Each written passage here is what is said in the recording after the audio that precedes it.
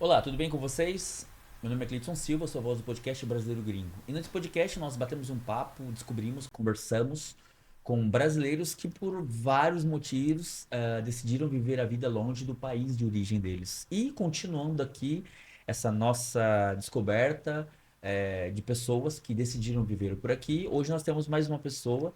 Hoje nós temos a Juliane de Oliveira. Juliane, muito obrigado. Obrigada, Cleidson. Para mim é um prazer estar aqui compartilhando um pouco a minha história e conhecendo a sua também. E vai ser muito bom a gente conversar. Que Obrigada. legal. E eu costumo sempre dizer para as pessoas que, para mim, é sempre muito enriquecedor.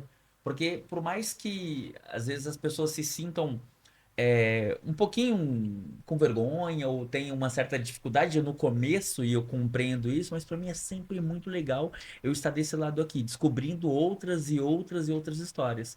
Por mais que tenha essa coisa de você também me conhecer um pouco, porque não tem como ter um diálogo só de, né, uma pessoa falando, para mim é enriquecedor, Juliane. Eu conhecer mais e mais brasileiros. E tem uma coisa assim muito legal que eu vejo é que, por mais que sejamos todos brasileiros, venhamos todos do Brasil, cada um tem uma história diferente da outra, né? Parece uma coisa muito lógica, mas não, meu. Cada um vem de um lugar, um vem de lá de cima, outro vem lá de baixo. O Brasil é muito rico, culturalmente falando, né? Estamos Sim, de vários lugares. são vários Brasis. Cada pessoa Exato. representa um Brasil Brasil diferente. diferente. Exatamente, gostei disso. Então, para nós começarmos, então, para a gente tentar dar início, então, a essa conversa, me fala da onde a Juliane é, exatamente e o que que você fazia no Brasil. Então, eu sou de Paraíba do Sul, do estado do Rio de Janeiro, que é ali 130 quilômetros do Rio e bem pertinho de Minas, porque a gente está perto de Juiz de Fora. Então, eu cresci em Paraíba do Sul, que é uma cidade pequena, 40 mil habitantes. Não é uma cidade rural, é uma cidade assim pequena, mas desenvolvida, né? Tem comércio, mas é uma cidade bem assim tradicional, né? Tem a sua cultura e é muito perto de Minas ali, de Juiz de Fora. Então, foi ali que eu cresci, que eu estudei na escola pública, eu estudei na mesma escola a minha vida inteira, até o ensino médio, e depois do ensino médio, passei no vestibular e fui uma das primeiras da minha família a passar numa universidade federal, e aí Uhum. eu fui para Juiz de Fora. Então, às vezes as pessoas me perguntam: você é mineira? Porque você tem um sotaque? Eu falei: ó, eu passei grande parte, né, da minha vida de estudante, né, vida acadêmica, em Juiz de Fora. Que às vezes eles falam que é o carioca do brejo, né? Que é o Já juiz, ouvi isso já. juiz de Juiz de fora. Fora. Aham. Sim. E é isso. Paraíba do Sul é a minha infância, a minha família. Meu pai vive lá até hoje. Eu nasci num bairro que se chamava Cruz das Almas. Então, era numa época que era um pouco violento, então às vezes tinha uns tiroteios, tinha umas coisas assim, o bairro evoluiu, mudou de nome, hoje se chama Liberdade. Hum. Então, é uma história assim bem legal da cidade que foi evoluindo também. Hoje tem muitos artistas que Que moram vivem lá. lá. O Bruno Gagliasso tem Uhum. uma fazenda lá. Legal. E o prefeito, que é bem jovem, inclusive, que estudou na mesma escola que eu estudei, ele fazendo vídeos no Instagram e mostrando que a cidade mudou também, a cidade evoluiu. Estão falando de vinícolas. E assim, eu não vou muito lá, eu Uhum. vou, às vezes, a trabalho, não vou no Brasil, às vezes, uma vez por ano, mas quando eu vou na minha cidade, eu vejo que a cidade mudou também, tá com uma outra cara. Mas para mim é o Jardim Velho, é o Zumira Torres, é a minha infância ali no bairro Liberdade, e meus tios que estão lá, meu pai. Então, é a cidade, assim, é onde que tudo começou, né? E eu estava ali, estava olhando assim, o mundo é muito grande, o mundo é muito vasto. Eu não posso ficar aqui a minha vida inteira. Eu quero descobrir outras coisas. Então, minha filha me perguntou: "Ah, quando você era criança, qual era o seu sonho?" Eu acho que o meu sonho era descobrir o mundo, sabe? De sair, descobrir outras culturas, outras pessoas, outras histórias. E Paraíba do Sul eu já conhecia todo mundo, né? Eu vivi. Aí eu posso continuar? Opa. Eu fiz ali até o ensino médio E aí eu fui para a faculdade, fiz artes plásticas na Universidade Federal de Juiz de Fora. E aí depois, falei, o que que eu vou ser, né? Eu sou artes plásticas. Eu não tinha um talento assim, falei, olha como ela desenha bem, como ela faz bem escultura. Não, mas eu queria fazer artes plásticas porque eu fazia bordado com a minha mãe, fazia tapeçaria. Então eu já trabalhava ali as artes manuais. Aí fui fazer artes plásticas. Aí chegando lá, tinha aquele conhecimento intelectual que arte não é artesanato. E eu amava o artesanato. Eu fazia o artesanato, eu vendia, porque era uma maneira que eu tinha de ter um dinheirinho. Então eu bordava, fazia cartões que eu vendia lá na minha escola. E aquilo para mim era uma terapia também, né? Ficava ali fazendo tapeçaria, trabalhando. Então eu era adolescente, jovem, e já com aquele espírito empreendedor, né? E a necessidade também, né? Uhum. Assim, precisava, queria comprar uma roupa, uma coisa. E meus pais não tinham condições. Meu pai trabalhava muito. Meu pai era pedreiro, e na verdade ele é pedreiro até hoje, né? Minha mãe era dona de casa, não trabalhava, mas trabalhava muito, porque cuidava da gente, cuidava da casa, mas não tinha estudos. Minha mãe fez só o ensino primário, meu Uhum. pai não fez o ensino médio. E eu, assim, eu queria mais, aquela coisa de querer desbravar. Então, quando eu fiz a faculdade de artes, eu falei, e agora? Eu não sou artista, eu posso ser artesã, mas artista não sou. E o que eu vou fazer? Aí eu comecei a olhar os concursos, né? Eu falei, eu vou ser professora de artes, porque vou transmitir o que eu aprendi para os meus alunos, né? E vou estar contribuindo. Estudei na escola, na faculdade pública, na escola pública, eu vou trazer minha contribuição. E aí eu fui fazendo um monte de concurso, terminando a faculdade, fazendo os concursos. Aí eu passei no concurso para ser professora e passei na cidade que eu nasci, Paraíba do Sul. E aí eu falei, bom, vou voltar para Paraíba do Sul. E eu passei para o estado do Rio, então tinha 2 matrículas. E eu era professora de artes. Eu amava o que eu fazia, mas professor é uma carga pesada, né? É, é muita troca ali, a gente falou de afeto, né? É muito afeto, né? E é muita falta. Então, o professor, ele não é só professor. Ele é pai, ele é psicólogo, ele é assistente social. Então, a demanda é muito Grande. grande. Mas eu amei o meu trabalho. Aí eu fiquei 3 anos professora, trabalhando. E aí, depois de 3 anos, eu falei, eu quero fazer uma especialização. Não quero ser só professor, eu quero estar me atualizando. Aí fui para Ouro Preto fazer uma especialização em arte barroca. E aí sempre assim, para Minas, né? Sempre voltava para Minas. Aí fui para Ouro Preto, fiz a especialização, porque era só no período de férias, então fazia no inverno e depois no verão, um semestre assim, mas bem condensado. Uhum. E lá em Ouro Preto, eu conheci gente do Brasil inteiro. Ai, tinha gente do Paraná, tinha gente do Rio Grande do Sul, tinha gente de tanto lugar, de São Paulo. Fiz amigos lá. E depois esses amigos, eles que viajaram, mochilão pela Europa. Eu falei, meu Deus, e a porta ia se abrindo. Eu falei, essas pessoas, sim, estão fazendo assim, colocando uma sementinha na minha cabeça, né? E uma amiga, que é a Bia, que é uma pessoa maravilhosa, com quem eu compartilhei um quarto lá em Ouro Preto, ela me convidou para ir em São Paulo. E eu nunca tinha ido em São Paulo. E aí, sabe aquela coisa, você viver na cidade pequena e você ter medo de sair?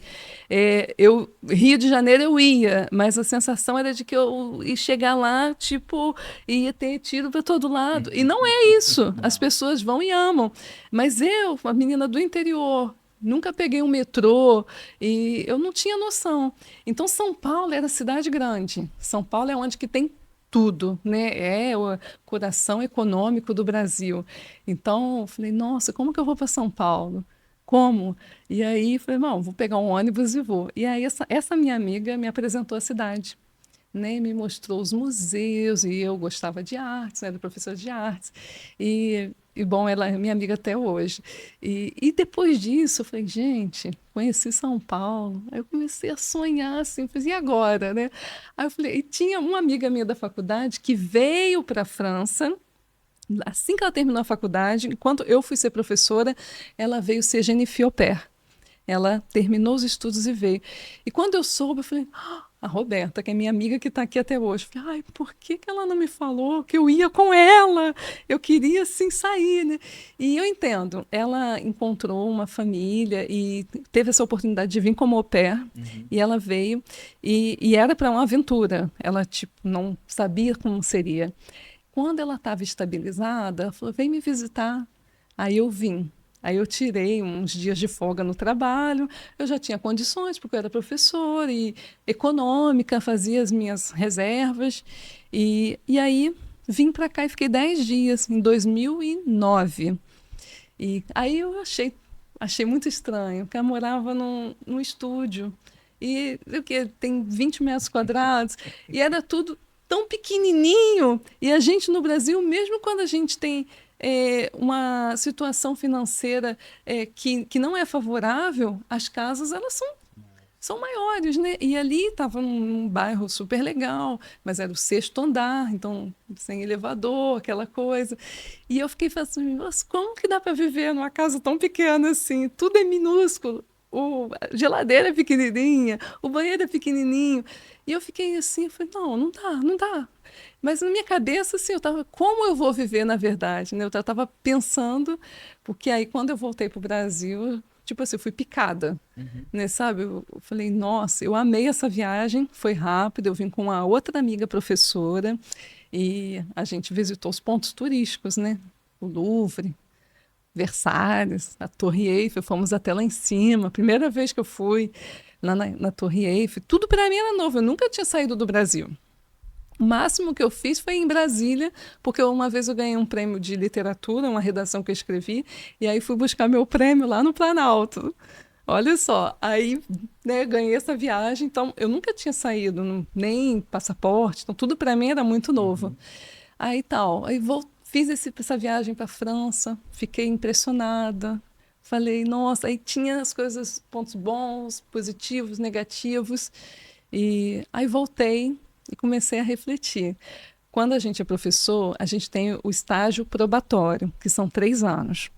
E nesse tempo você trabalha, trabalha e você não pode sair de licença, você fica ali se dedicando e está passando por um estágio. Você tem o seu salário normal, mas assim, você não está fixo ainda, né? Uhum. Tem que provar que você, né, vai ser um bom professor.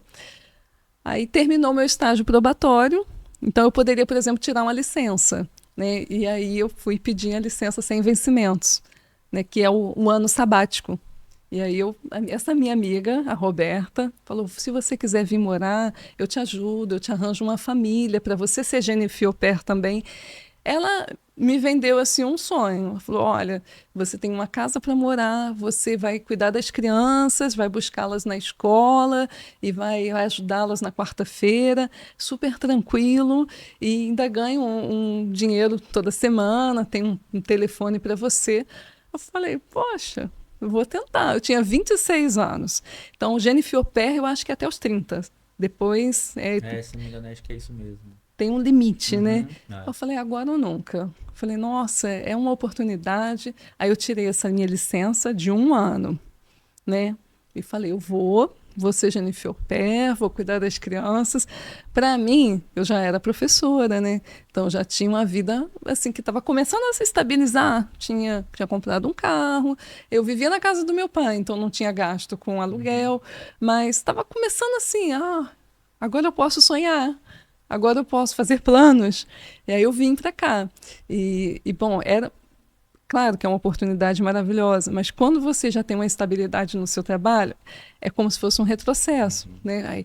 E muitas pessoas falavam, vai ser babá, vai sair daqui, deixar de ser professora para ser babá.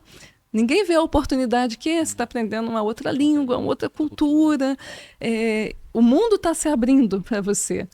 Aí eu vim, e essa primeira família que eu fiquei, as crianças eram muito difíceis. E minha amiga falou: você vai tirar de letra, você é professora, você trabalha no ensino público. Às vezes eu tinha 40 alunos numa Uhum. classe. E as crianças, elas têm muitas demandas, né? Têm muitas dificuldades. Então ela falou: você vai tirar de letra 3 crianças. Nossa, eu fiquei 3 meses nessa família. E aí não dá. E quando cheguei, eles estavam de férias lá no sul da França. Uhum. E era um mês numa casa com eles. Então, não tem esses programas, sei lá. Os realities que todo mundo tá falando. Eu não sei, tem um monte agora, né? O Big Brother. Eu tava me sentindo assim. Tava me sentindo Big Brother. E aí, quando eu voltei das férias, e aí que eu ia começar a estudar o francês, porque Uhum. como eu cheguei em junho, era férias. Então, não tinha aula de francês, eu estava com as crianças 100%. E foi um desafio imenso. Aí eu comecei a estudar o francês em outubro, porque as aulas só começavam em outubro, e aí eu procurei outra família. Eu falei, não, com essa família, era uma família muito rica. E foi, acho que, a primeira família assim, que eu vi, que era uma família riquíssima. Eles, para quem conhece Paris, sabe que o bairro 16 é um bairro, né, Uhum. aisé, é um bairro muito chique, uma burguesia.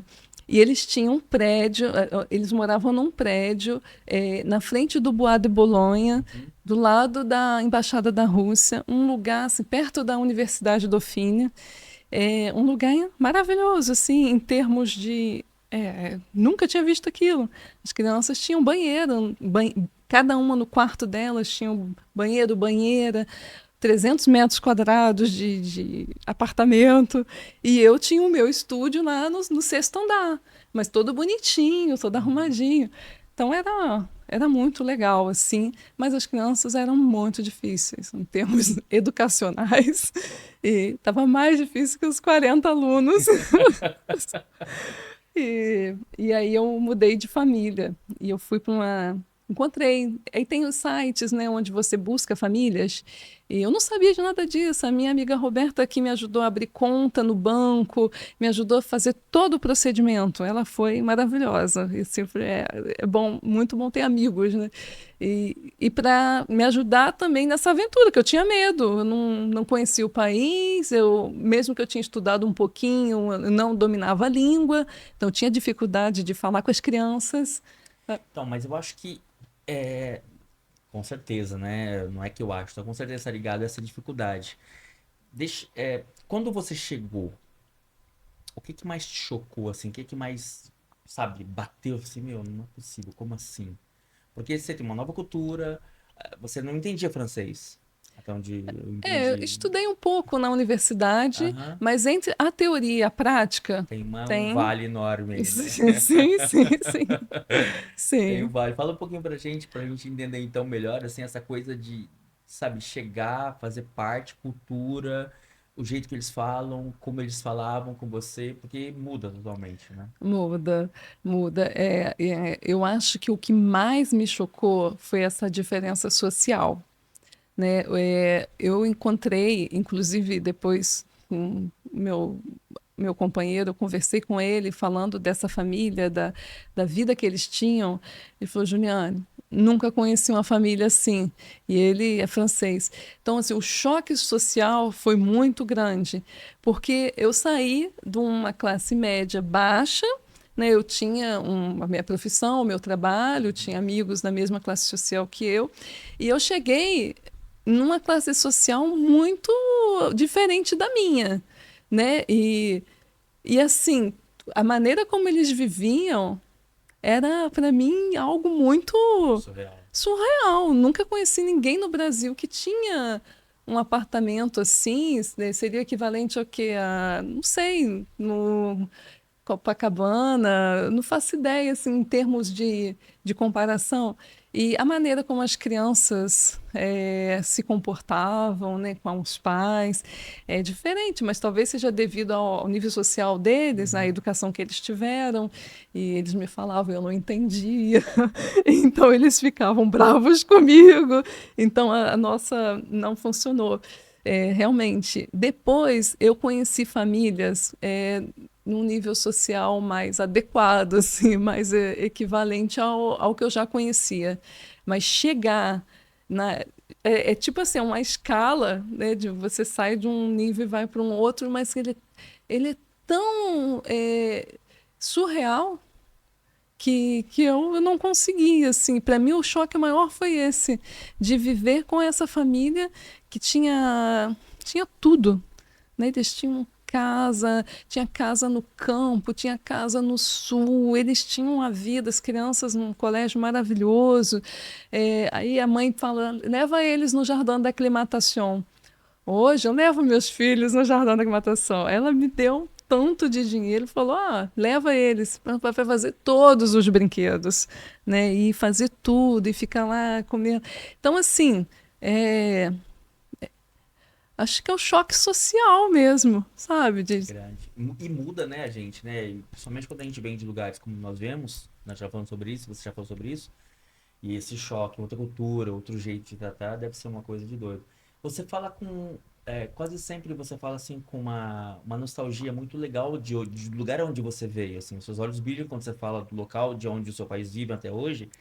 E creio eu que é, te faz falta. Mas você falou também dessa vontade de sair, de desbravar esse mundo, né? Eu acredito que foi uma coisa muito interessante quando você chega.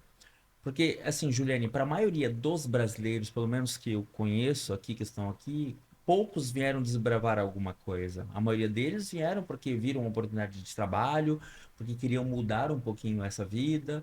E eu já falei isso aqui e eu acho legal a gente falar sempre sobre isso. Muitos fugiram de alguma coisa do Brasil, né? Às vezes é um relacionamento, às vezes poxa, é pobreza, enfim, a gente acaba fugindo de algumas coisas do Brasil. E eu sinto que você. Como que foi então esse desenvolver? Quando você chegou, você começou a entender mesmo que, puxa, tô em outro lugar, Meu, como que é isso? Como que foi viver isso agora? Você se lembra? Sim, eu lembro, porque eu vim pela arte. Eu vim porque eu queria descobrir a arte, a cultura, visitar todos os museus, era isso, né? O que eu não tinha, igual você fala, né, dessa nostalgia da minha cidade, era isso. Minha cidade tinha um teatro, eu tinha algumas peças às vezes, mas não tinha cinema, não Uhum. tinha assim, e eu queria descobrir a arte, isso com certeza, porque era coisas que eu tinha visto na faculdade, né? História da arte, história da arquitetura, então eu queria ver de verdade, assim, né? E poder vivenciar essa história. E foi, assim, ó, uma oportunidade ótima, né? Em termos de ter um alojamento, né? De poder estudar o francês. E, é, a minha procura era essa, sabe? De estar, abrir a mente. Tanto assim, eu sei que no Brasil tem muitos museus muito bacanas, igual em São Paulo, tem Uhum. maravilhosos.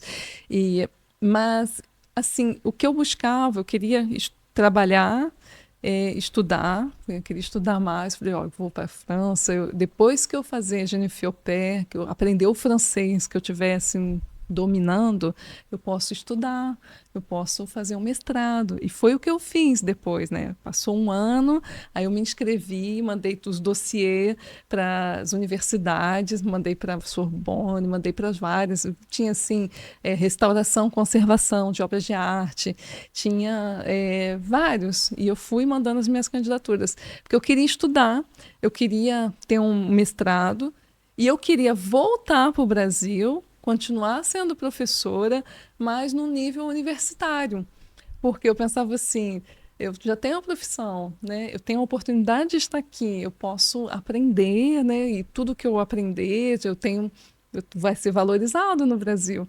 Então, meu plano era ficar 3 anos, porque eu podia ter uma licença, né? Eu tive uma licença, nossa, eu já nem me lembro mais, mas eu podia tirar acho que 2 anos de Uhum. licença, não remunerada, licença sem vencimento, e que podia ser renovado. E eu falei, bom, eu posso ser Genifio-Pé, as minhas amigas, a minha amiga que me ajudou, ela fazia isso, Uhum. ela era Genifio-Pé e ela estudava. É um bom compromisso, né? Você poder trabalhar, Isso estudar, mesmo. ter os museus à sua disposição.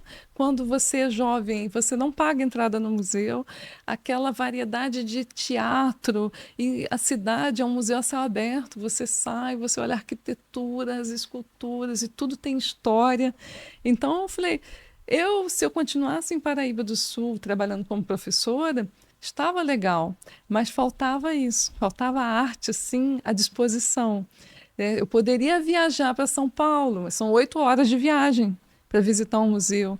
A gente foi em Inhotim, em excursão com a faculdade, mas são horas e horas de viagem. Eu queria estar perto ali de tudo.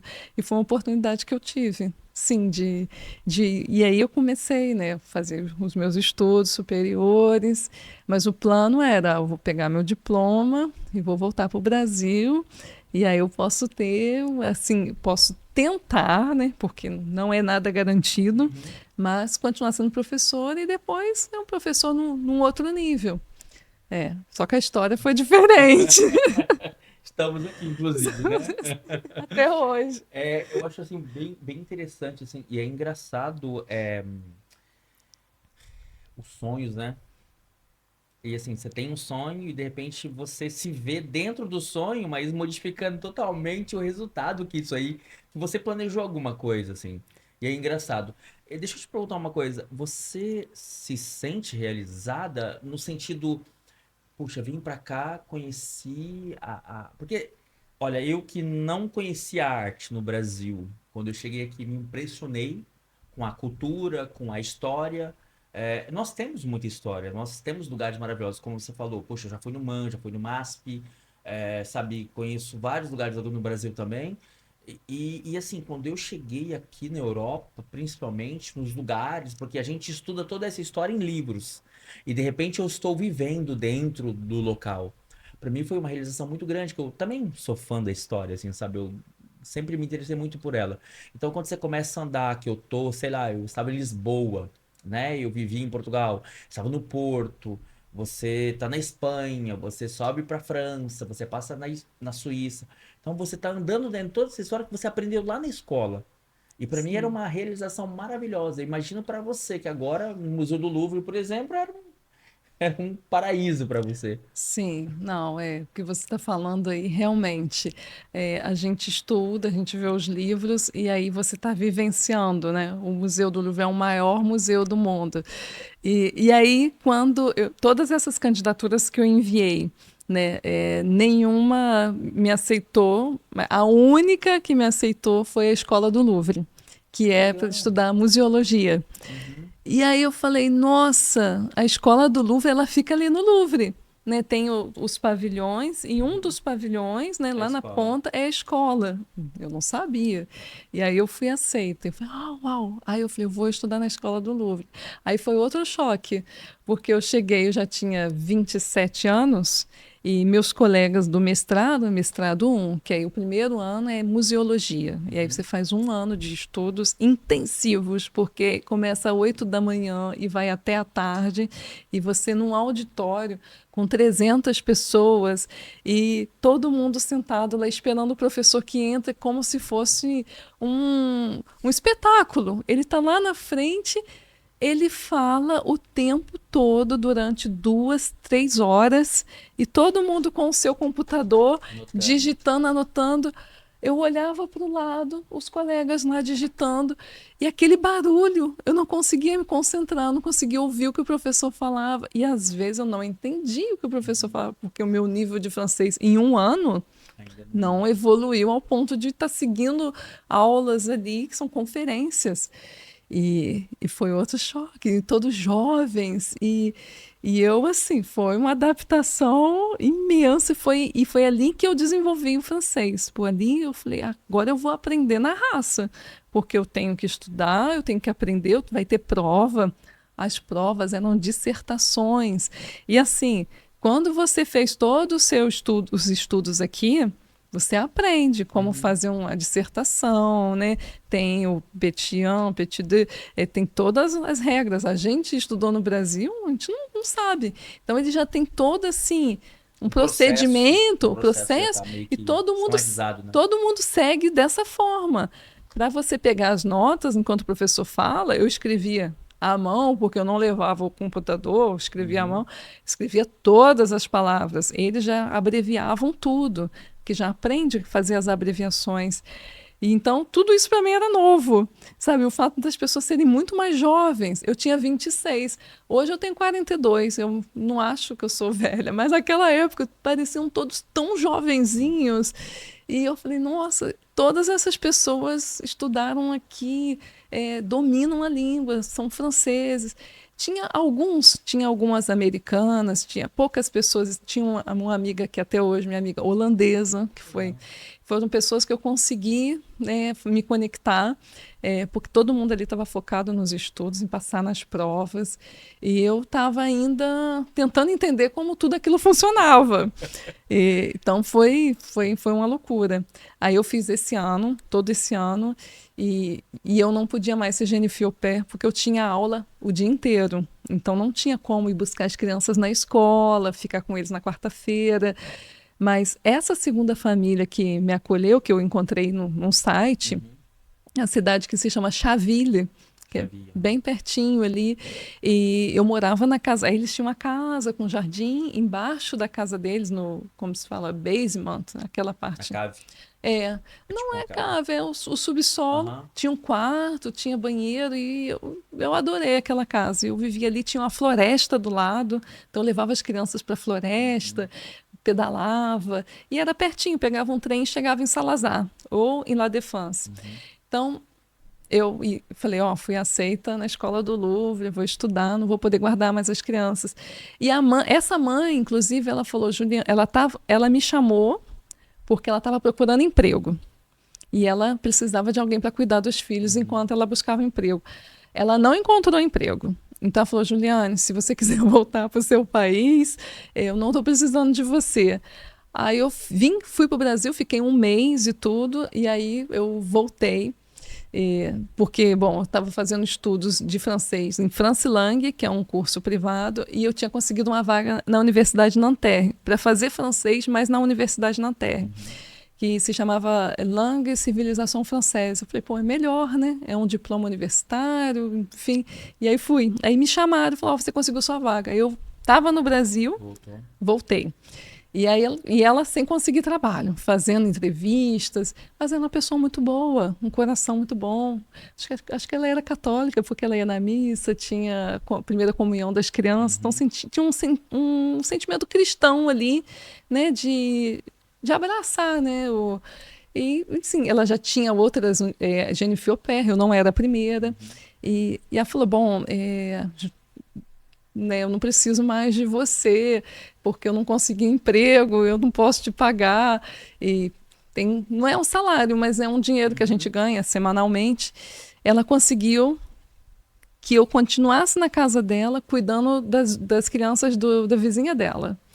E as crianças eram maravilhosas. Então eu fiquei nesse processo até conseguir minha vaga na Escola do Louvre.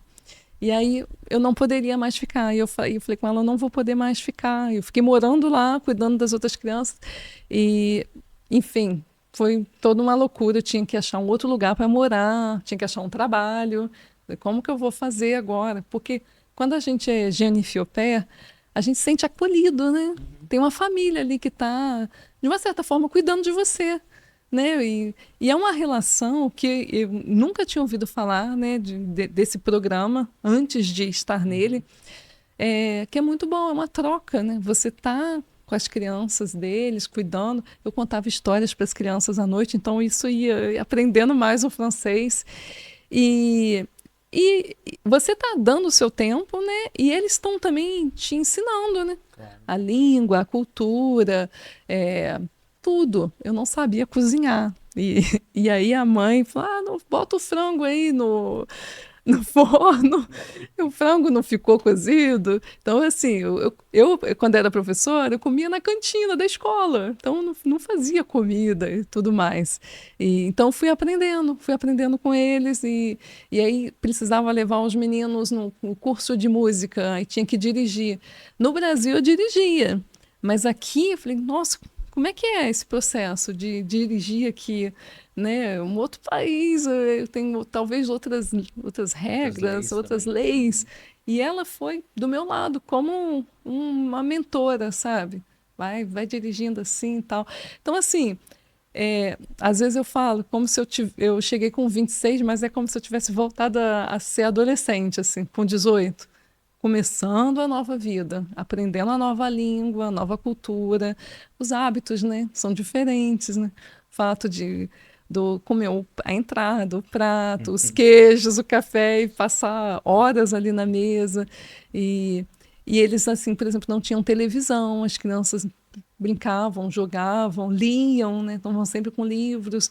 Ela vai e me leva na biblioteca, fala, olha, a gente tem uma carta da biblioteca, pode pegar livros que você quiser. Lá não, onde a minha cidade tinha biblioteca? Tinha. Mas Mas aquela variedade de livro, né? O livro está saindo na livraria e ele já está na biblioteca. Não preciso comprar. Eu vou lá, eu pego os livros, né? E aí eu posso ler. Enfim, eu tinha essa sede de cultura, de... Mas é muito legal, assim, sabe, você entrar. Ó, primeiro ponto, você já acha que é a terceira pessoa que a gente bate um papo aqui, que foi também Jean-Pierre Albert, e todas vocês têm sempre. Até homem, eu já tive um homem aqui que ele foi. é, e todos vocês falam muito bem dessa sensação. Vocês falam muito bem dessa aproximação com as famílias. Porque assim. Nós viemos, a gente já falando isso aqui no off ali, né? Nós viemos de um país que nós somos extremamente próximos, colados, temos uma simpatia, a gente tem algo diferente. Essa que é a realidade. Mas aí quando a gente chega aqui, a gente acha que eles são mais frios. E quando você. Todas as histórias que vocês contam pra mim, da maneira que vocês falam, eu noto que tem uma aproximação, tem um abraço.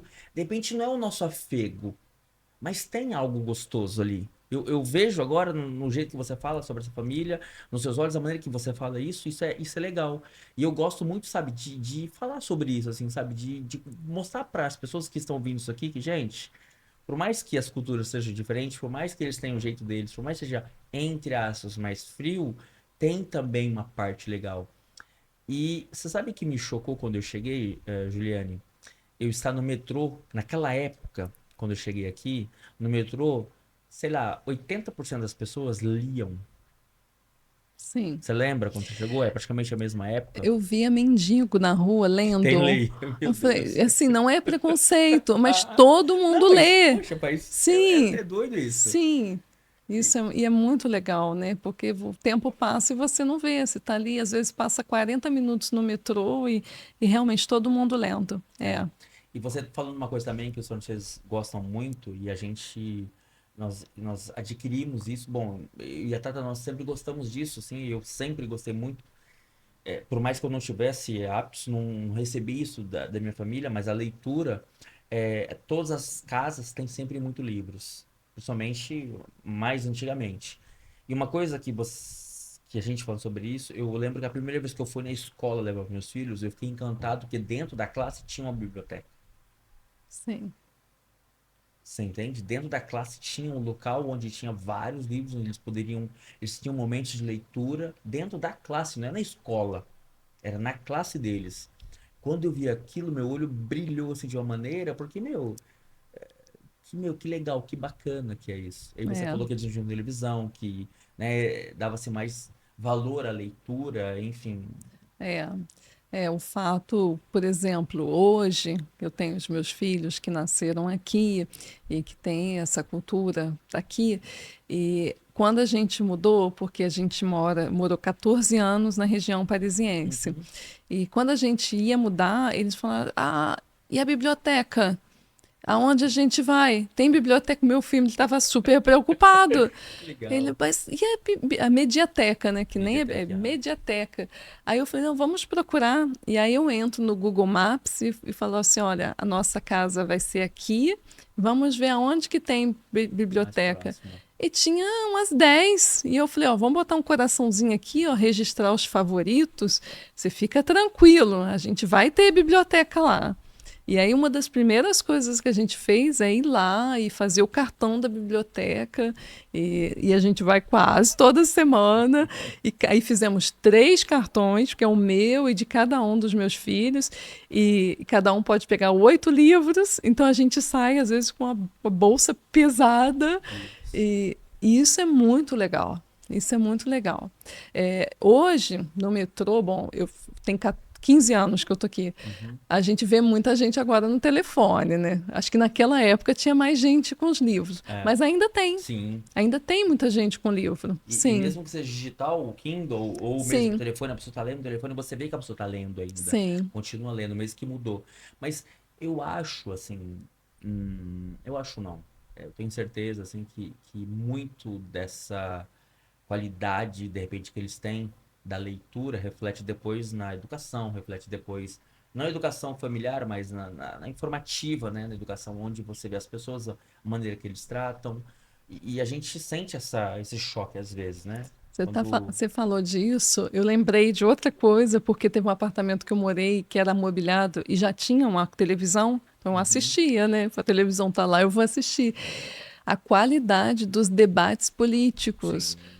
E eu ficava assim, gente, como que eles debatem super bem, tanto a direita quanto a esquerda, cheia de argumentos. Então, esses estudos, né, esses livros, tudo que as pessoas estão desde pequenas lendo, isso traz uma base bem sólida, né, para depois ter de bons argumentos para poder fazer um debate. Nós falamos sobre filhos, né? A gente estava conversando ali também no off sobre a educação. Isso é tão influente que, por exemplo, seu filho fala com você de uma maneira que normalmente uma criança daquela idade não teria aquelas palavras para usar para você. E não é porque é o francês, ele é chique, não. É porque eles usam palavras de uma maneira que, olha, pai, eu tenho todo o direito. Só falta falar para mim, constitucionalmente eu tenho o direito de falar assim contigo. Sim, Aí eu fico olhando, mas é óbvio, tá claro. Por quê? Porque é necessário, sabe? São usadas palavras até difíceis no dia a dia deles na escola. Os livros, né? Eu vejo meu filho com 6 anos, ele lia um livro que tinha palavras que às vezes eu não entendi o que que era aquilo. Por mais que de repente ele não sabia todo o significado daquilo, mas a palavra já era incutida na mente dele. sim. Você entende? E a hora que chega, entende o que que é aquilo, pronto, passa a fazer parte. Você fala isso. A minha filha uma vez chegou em casa e falou: "Eu tenho uma mensagem clara para você, para te passar."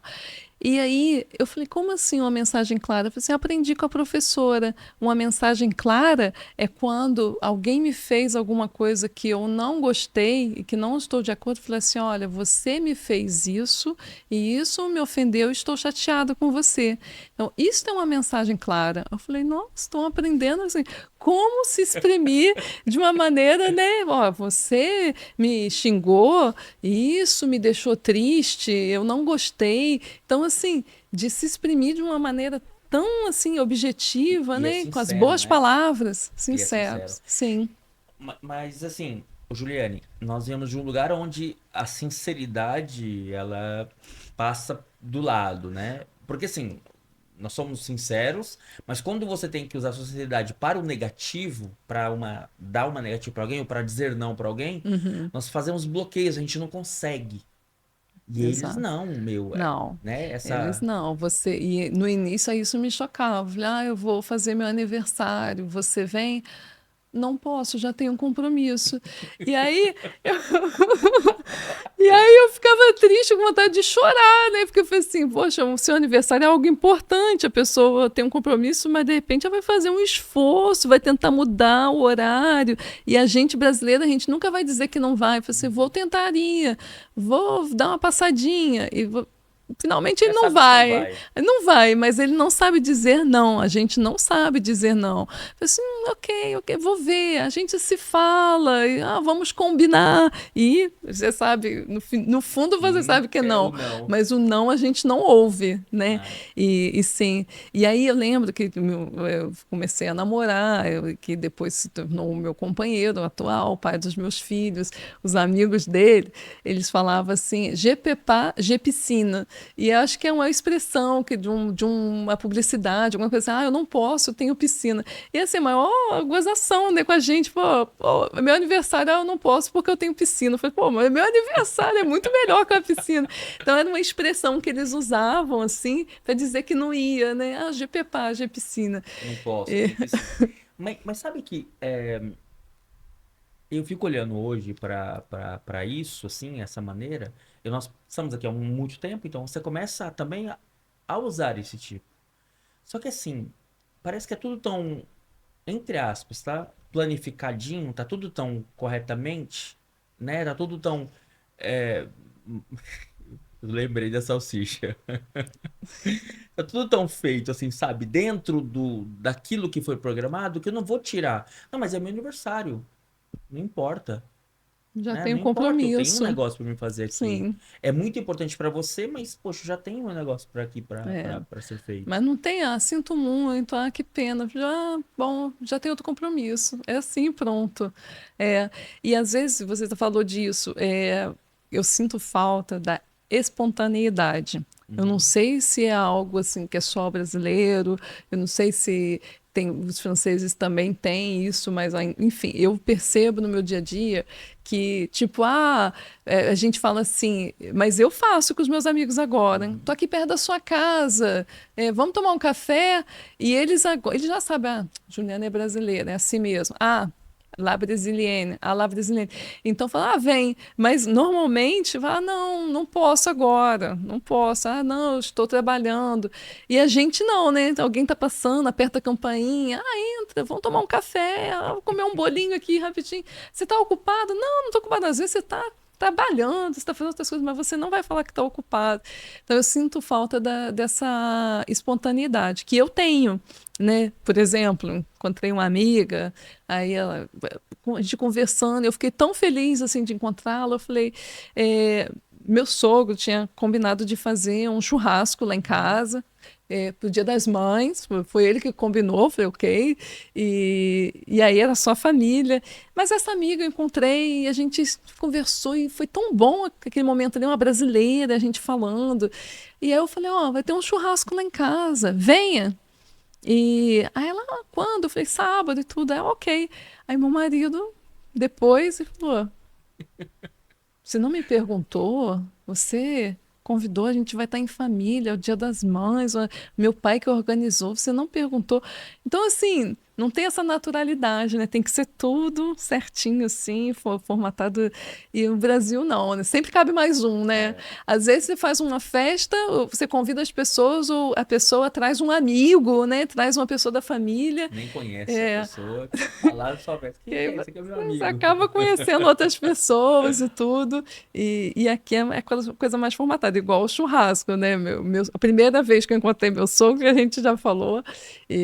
E ele, bom, tem uma situação financeira estável. Uhum. Então, assim, realmente que é algo da cultura. E eu falo Uhum. até hoje com meu marido, ele fica rindo. Me perguntam, a gente vai fazer um churrasco, quantas linguiças você quer?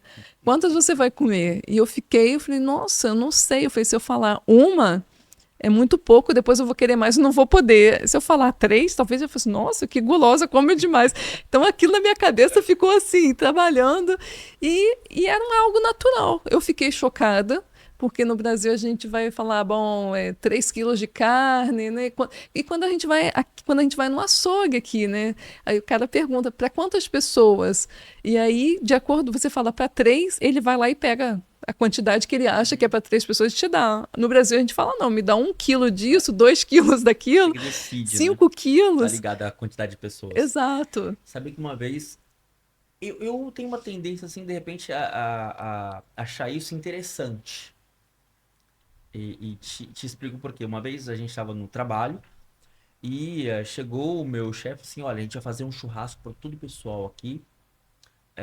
O que que você acha? Eu falei, beleza, quer que eu faça? Eu, né, conheço picanha. O que que é isso? Eu falei, é um prato típico do Brasil e tal. O que que você acha? Não, então faz esse negócio, eu quero ver como que é. Aí eu falei pra ele, beleza, eu vou comprar as peças e trago. Aí ele falou, mas como você vai trazer as peças? Eu falei, não, eu compro 4, 5 peças, depois vou cortando as carnes. Não, mas tem que calcular quantas pessoas tem e quantas, sei lá, quantos pedaços você vai dar pra cada pessoa. Eu olhei e falei, como assim? Peraí, é a mesma situação que você teve, é igual. Sim. Como assim? Mas você vai calcular, tipo, é uma pra cada um. E não, cara, picanha não dá pra comer assim, uma pra cada um, você vai ver. E assim, eu via sempre deles essa coisa, sabe, de tá tudo meio que, sabe, certinho, olha, é Sim. isso pra esse aqui pra esse, é uma peça pra aquele, é uma peça pra aquele, é uma batata pra ali. Eu falei, meu Deus. Mas nós herdamos isso também, eu acho, de não ter essa, sei lá, contagem do povo português. Que eles Hum. também, sabe, gostam Da, entre da aspas, fartura, né? isso, Sim, exato. é verdade. E assim, no nosso caso, se sobrar. comida, a gente vai fazer um arroz carreteiro, a gente vai usar para fazer um outro prato e vai ter outros, né, Uhum. outras refeições no dia, nos dias seguintes. O meu sogro, ele falava assim, ah, se sobrar, como que eu faço? Não tem lugar na geladeira. Aí eu falei, bom, a gente corta essas carnes todas e faz um Come à mexidão. noite, come Sim. amanhã, Então, tarde, ao almoço, tá garantido já. pronto, né? Já É. tem dois pratos ali. Mas aí me faz pensar, porque eu também não estou totalmente contra, não. A gente vai aprendendo Uhum. com as outras Claro. culturas, né? Essa questão do desperdício, É, que tem menos, né? sim. Então não tem sobra de jogar fora, né? Tem, mas tem menos, né? Que está sempre pensando, bom, se a gente sabe quanto mais ou menos cada pessoa vai comer, não vai estragar, né? Então essa coisa do É, antidesperdício, eu gosto. é literalmente nesse sentido que eu falo, assim, que eu acho isso interessante. E depois tem também um equilíbrio em cima das coisas. Eu uso um termo assim, sabe, que é até. Tem gente que não gosta disso, mas eu gosto de usar isso, assim. Nós brasileiros, a gente gosta de encher o bucho. Lembra dessa Sim. expressão? E eles vão, às vezes, só degustar alguma coisa. Não sei se você já. A gente percebe Sim, isso, né, nós brasileiros. sentia.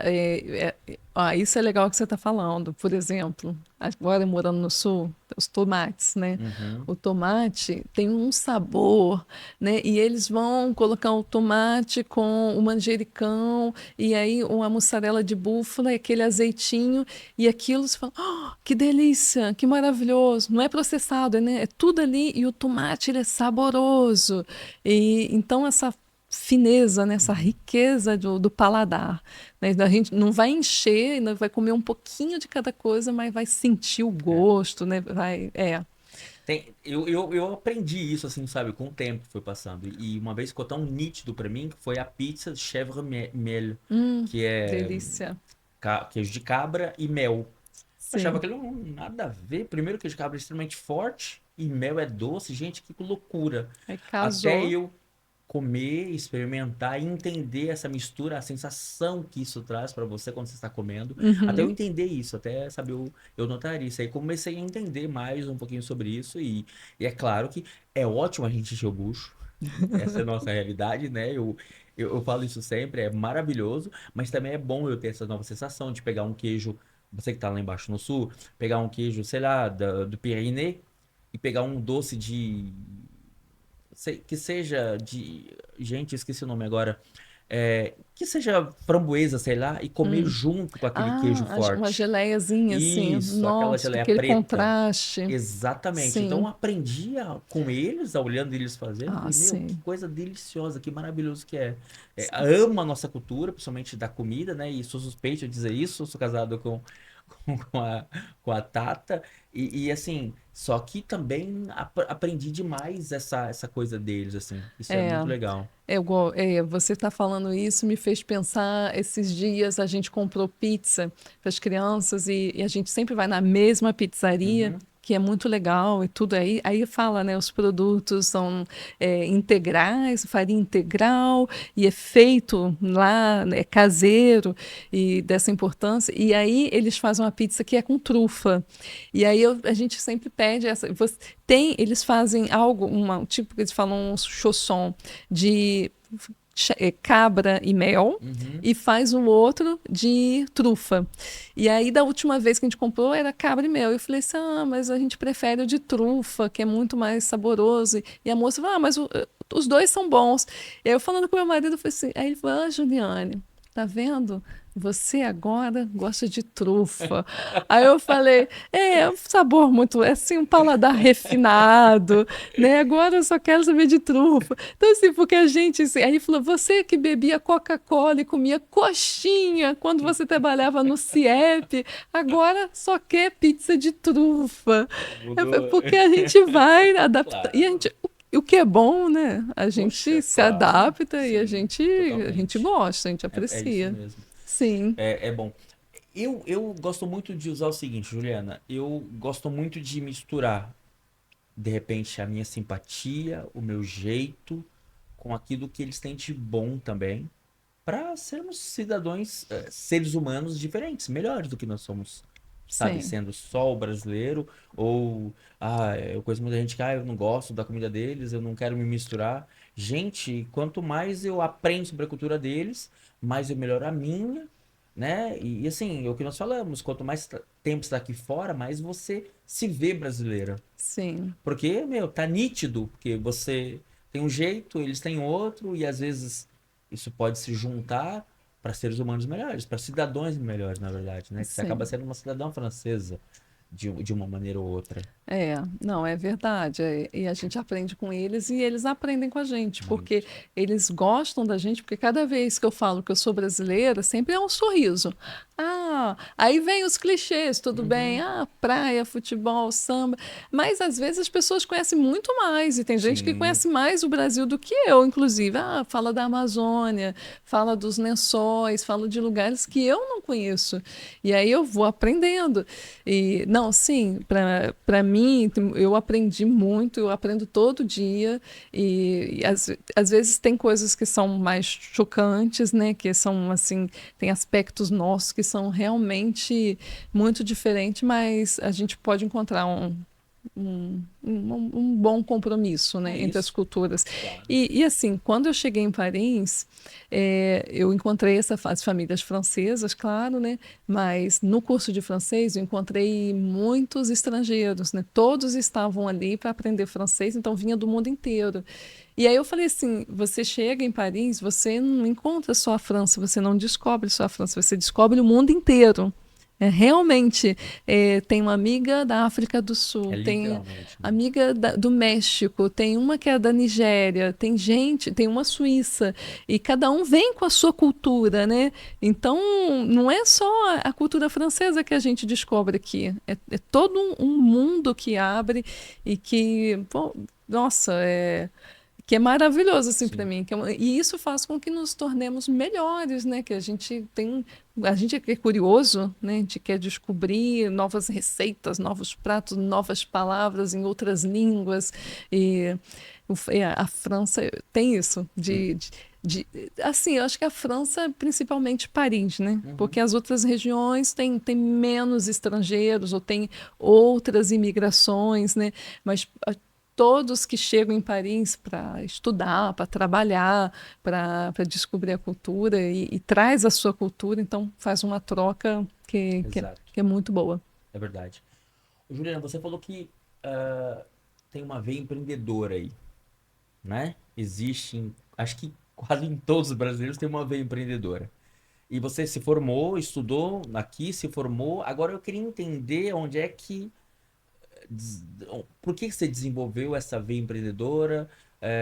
Antes de você começar lá, por que que vocês vão para o sul? Você veio para Paris, por que que vocês foram para o sul? Assim, não, são questões Ah, familiares. é? A Sim, família que decidiu ir para o é, sul. não, assim, realmente, meu sogro é muito idoso, Uhum. então ele vivia numa casa muito grande Tá bem. e não com a esposa, mas assim, sem família, Uhum. sem ninguém para ajudar. E meu marido é filho único, então existia essa necessidade de se aproximar dele, Uhum. cuidar da casa, que estava começando a ficar abandonada. Então, existia.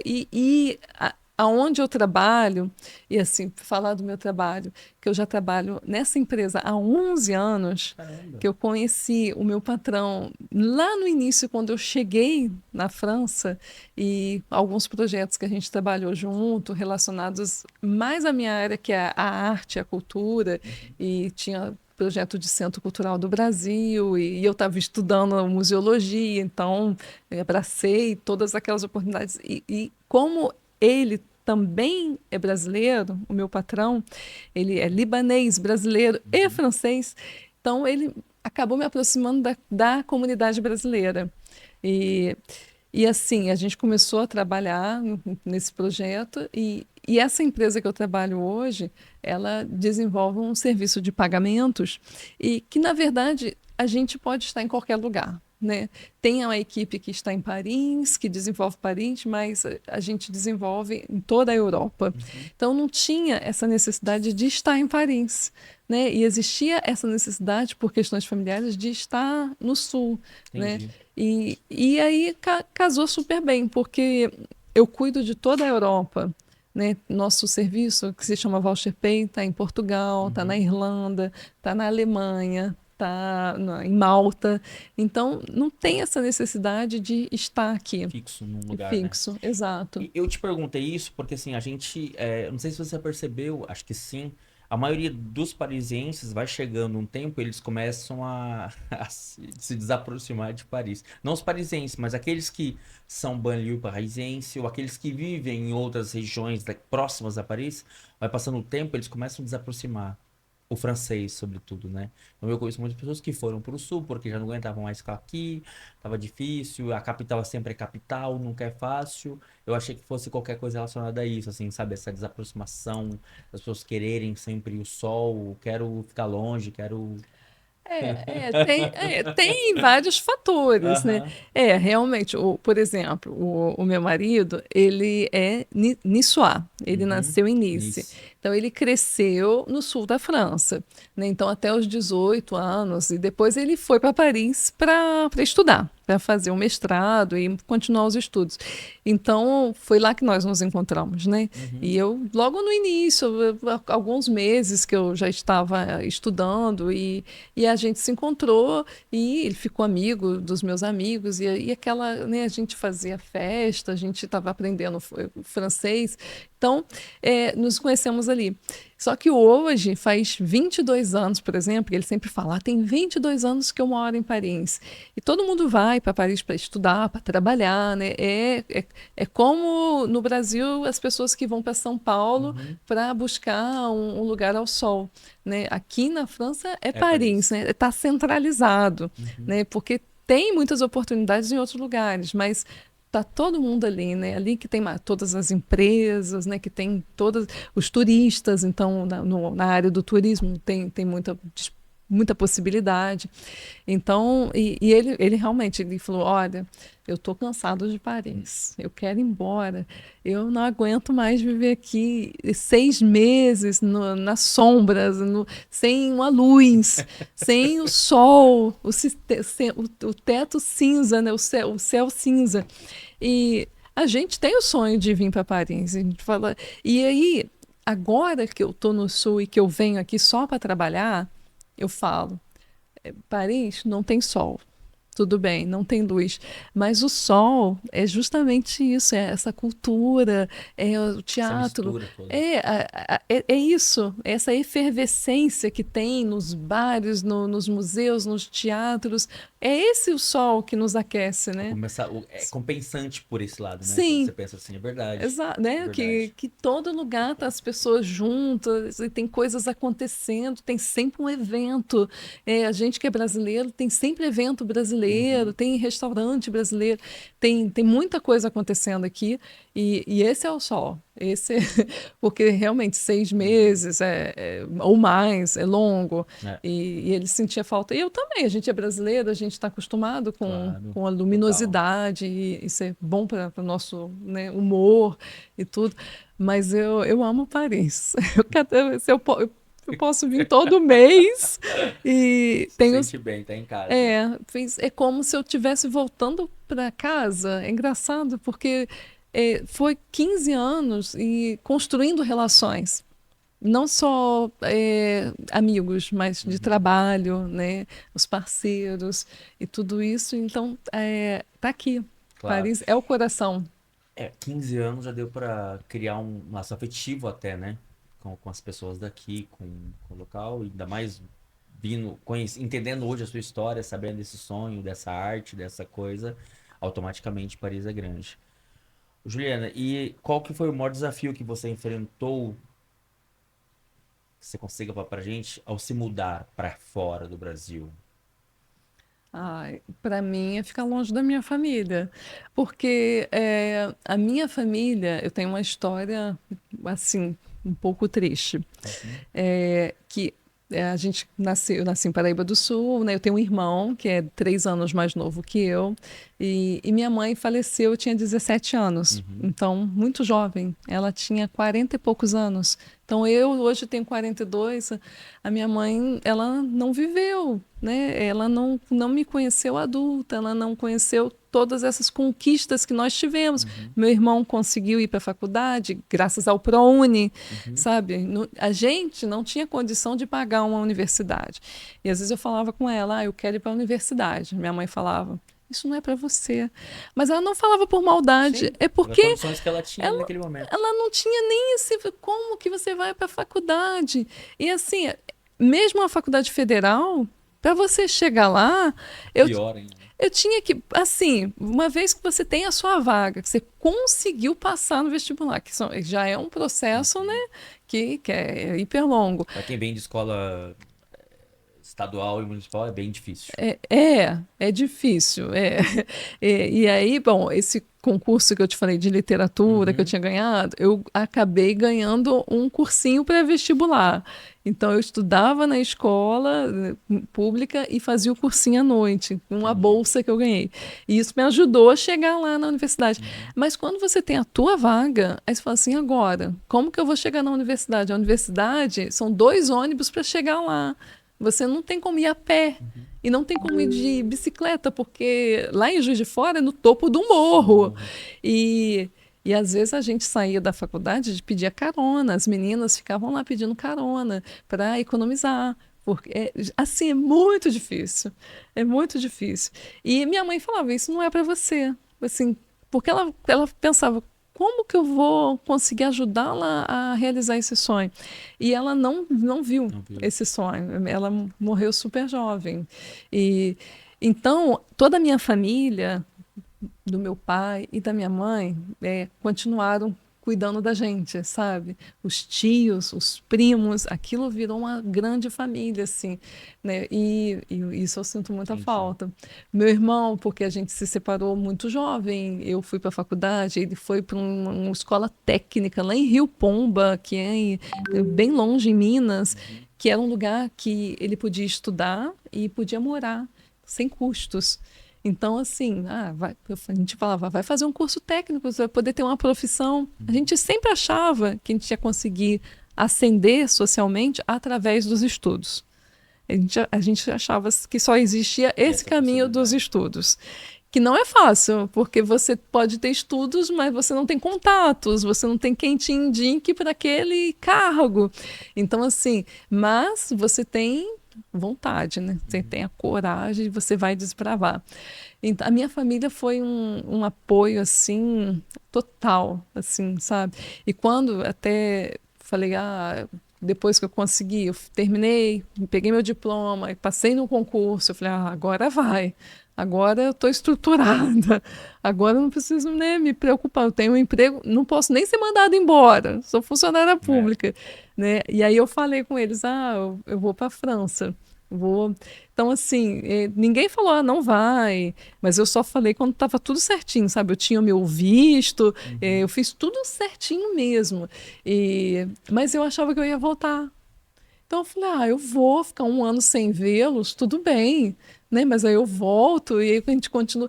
A gente, assim, né, Páscoa, é Natal, aí, assim, casamento, nascimento, Aniversário. né? E Sim. velórios também, porque teve Velórios, pessoas que exato. morreram. Assim, Aham. eu perdi muita coisa. E hoje eu fico assim, nossa, que saudade que eu tô da minha família. E antes não tinha. E depois que a gente se torna pai, isso é mais forte, né? Sim, Porque a óbvio. gente quer transmitir a nossa cultura original lá para os Uhum. nossos filhos. E isso se passa também pelas conversas com um café, Claro. comendo um bolo, né? Minha Total. tia é cabeleireira, então eu passava horas no salão com ela, conversando, sabe? Um outro tio que estava sempre me apoiando em tudo que eu fazia, e ele conseguiu um emprego bom, então ele trabalhava num banco, então assim, eu falei, nossa, eu quero ser igual meu tio, né? Então tinha aquela visão assim Uhum. que eu queria, né? Me sentir assim realizada. E hoje eu estou longe deles. E a vida deles continuou. Aham. E ninguém fala, ai, volta, eu estou com saudade de você. A vida continuou. Meu tio virou avô, sabe? Meus primos cresceram, fizeram faculdade, e agora tem a vida deles. E aí, assim. Eu tenho a minha aqui, eu tenho os meus filhos, eu tenho meu marido, tenho minha sogra, meu sogro, mas é menor, né? E no Brasil a gente é muito família. Sim. Igual quando a gente se reúne aqui e tem 5 ou 6 pessoas, vão colocar a mesa e tem que preparar a mesa para todo mundo. Ai, a mesa é pequena, não vai caber. Lá a gente é o quê? 20, 30, todo Nossa, mundo com o aí prato na mão, né? Todo senta todo mundo. mundo no sofá, ou senta no chão. E na hora de dormir, aqui às vezes eu fico assim, eu sou, não tem lugar para receber. A gente na minha tia era todo mundo No dormindo chão. na sala, no colchonete, no corredor, na cozinha. Então, isso é nosso. Isso o afeto, a família, eu acho que é o que mais Acaba. falta. Esse é o maior desafio. É viver aqui, você curtir a sua vida aqui, porque eu Uhum. falo, eu tenho uma vida boa, eu tenho um emprego, né? Meus filhos estão com saúde, eu estou com saúde, graças a Deus. E posso ir na biblioteca, eu posso ir no museu, eu posso andar e me sentir em segurança. Aham. Não assim, tenho medo, né? Tem Não situações. é quanto lá, né? Mas eu vivia me sentindo insegura, mesmo que nada tenha acontecido comigo, Uhum. nunca. E acho que a família é o que mais é o maior desafio, Ah. né? Sim. Você falou sobre essa família e tal. Teve algum momento em que você já pensou assim, pá, meu, vou voltar, vou desistir? Porque assim, querendo ou não, por mais que as coisas teve um, né, sabe, parece que tem uma escadinha, você vai subindo ela ali. Eu percebi isso, assim, que teve, sabe, essa escadinha, mas é óbvio que em algum momento já chegou a pensar em desistir, e falar, ah, não, vou voltar, não é isso, não é pra mim, não é o que eu quero. Sim, claro. Nossa, lá quando no início quando eu fui aceita na escola do Louvre, e aí procurando lugar para morar, e aí achei um estúdio que acho que na época era 300 euros, e eu tinha direito a CAF, e Uhum. você é estudante, então quer dizer, pagava 150. Lá no sexto andar, um lugar horrível. E aí precisava trabalhar, aí eu consegui um trabalho final de semana num hotel para ser camareira. Eu falei, nossa, eu nem arrumava a minha cama e vou trabalhar no hotel. E era assim, tão cansativo, tão físico, né? Arrumar as camas e tudo. Aí eu tinha vontade falei, nossa, eu vou voltar. E mesmo hoje, eu falo, poxa, eu não conheço a Bahia. Meu sonho é conhecer a Bahia. Eu falei, nossa, meu sonho é comprar uma casa na Bahia e viver e ir para lá. Então, assim, eu tenho vontade de voltar, com certeza. Aí eu falei assim, não, então eu vou para o sul do Brasil, eu vou para um lugar que eu não conheço, uma região. O Brasil é tão imenso. É. Eu conheço o que? O Sudeste. Né? Eu conheço algumas cidades do Sudeste, e o Brasil, enfim, eu tenho vontade. Agora, depois dá vontade de ir para outros países também. Eu falei assim, ó, já conheço aqui, tem tanto lugar para eu conhecer. Uma vez a gente foi, meu filho era pequeno, eu fiquei 3 meses no Brasil. Aí eu precisava aprender inglês para o trabalho, Uhum. porque como é uma equipe muito internacional, então as reuniões eram em Tudo em inglês. inglês. Eu, poxa, aprendi o francês, estou dominando, e agora não, agora tem que aprender Vamos inglês. inglês. Aí eu fui para o Canadá, para os Estados Unidos, 3 meses, sabe? E foi muito bom, assim, conhecer outras culturas, outras realidades e eu tenho vontade de voltar, sim, Né? sim.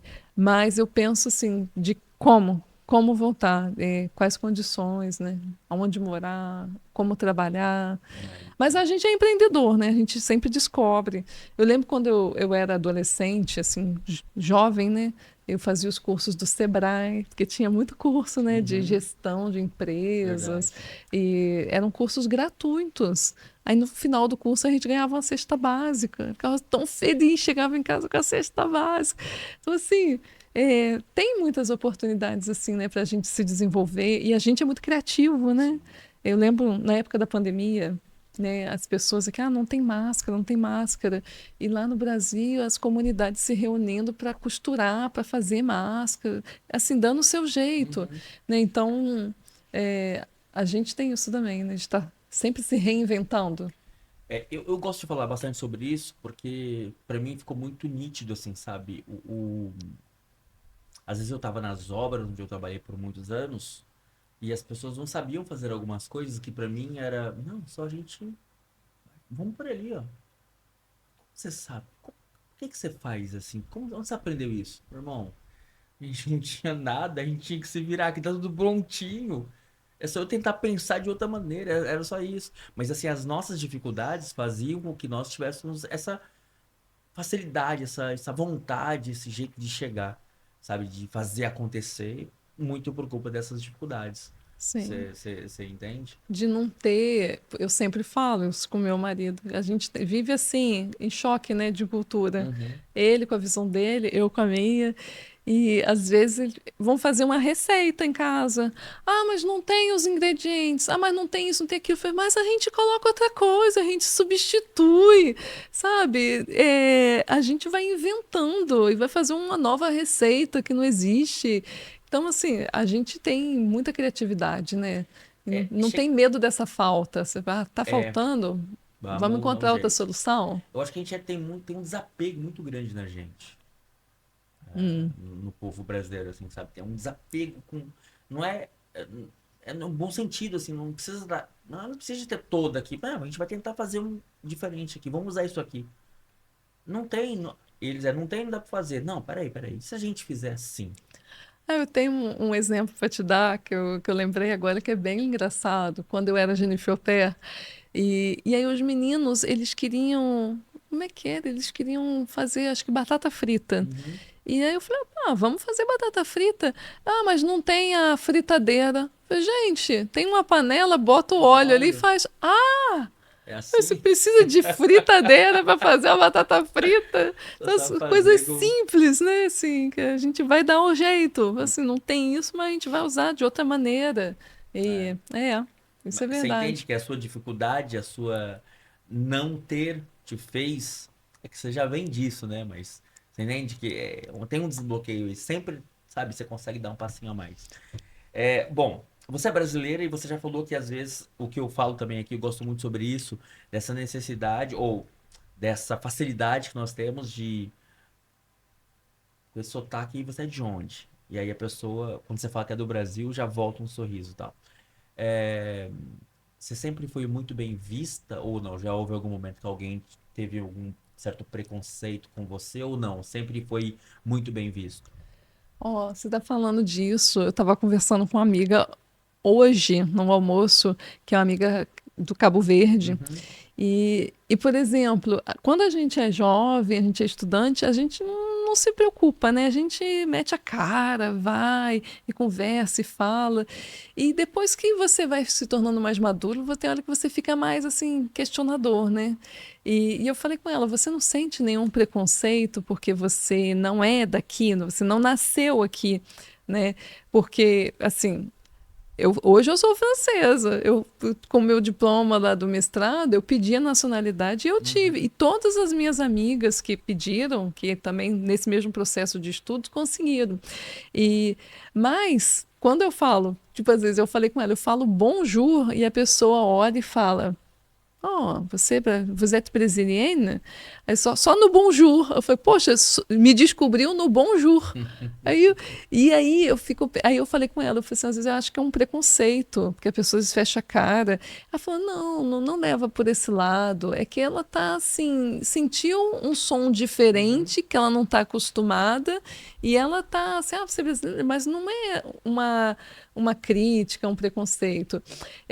Outro dia na padaria eu pedi, e na hora que eu fiz o pedido, porque a gente sempre tem o nosso sotaque, né? Você Uhum. pode viver aqui 20, 30 Vai anos, ter o seu sempre sotaque vai ter.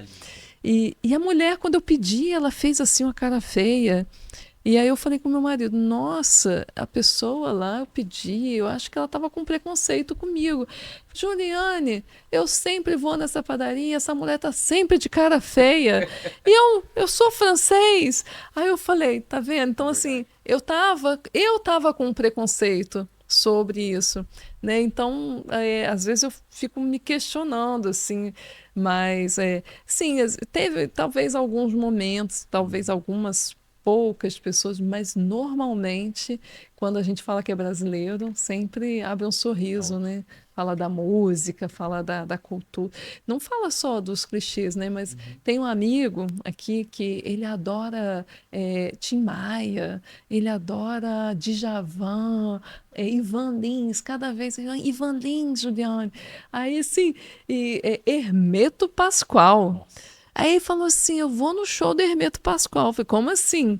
E aí me mostra lá que o Hermeto Pascoal já fez vários shows aqui e às vezes fala de músicas que nem eu Uhum. conheço. Então, eu falei, então assim, tem uma admiração muito grande pela Aham. nossa cultura, né? Por tudo que a gente faz, o cinema agora, né?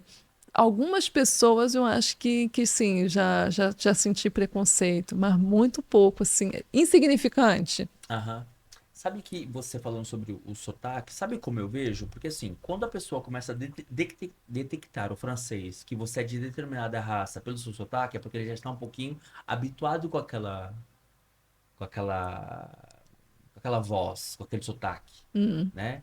Então, eu eu tenho meu sotaque, né? Por mais que de repente o meu francês tenha, assim, sabe, algumas palavras que eu consiga pronunciar ela como eles, mas sempre vai ter o sotaque em algumas outras palavras.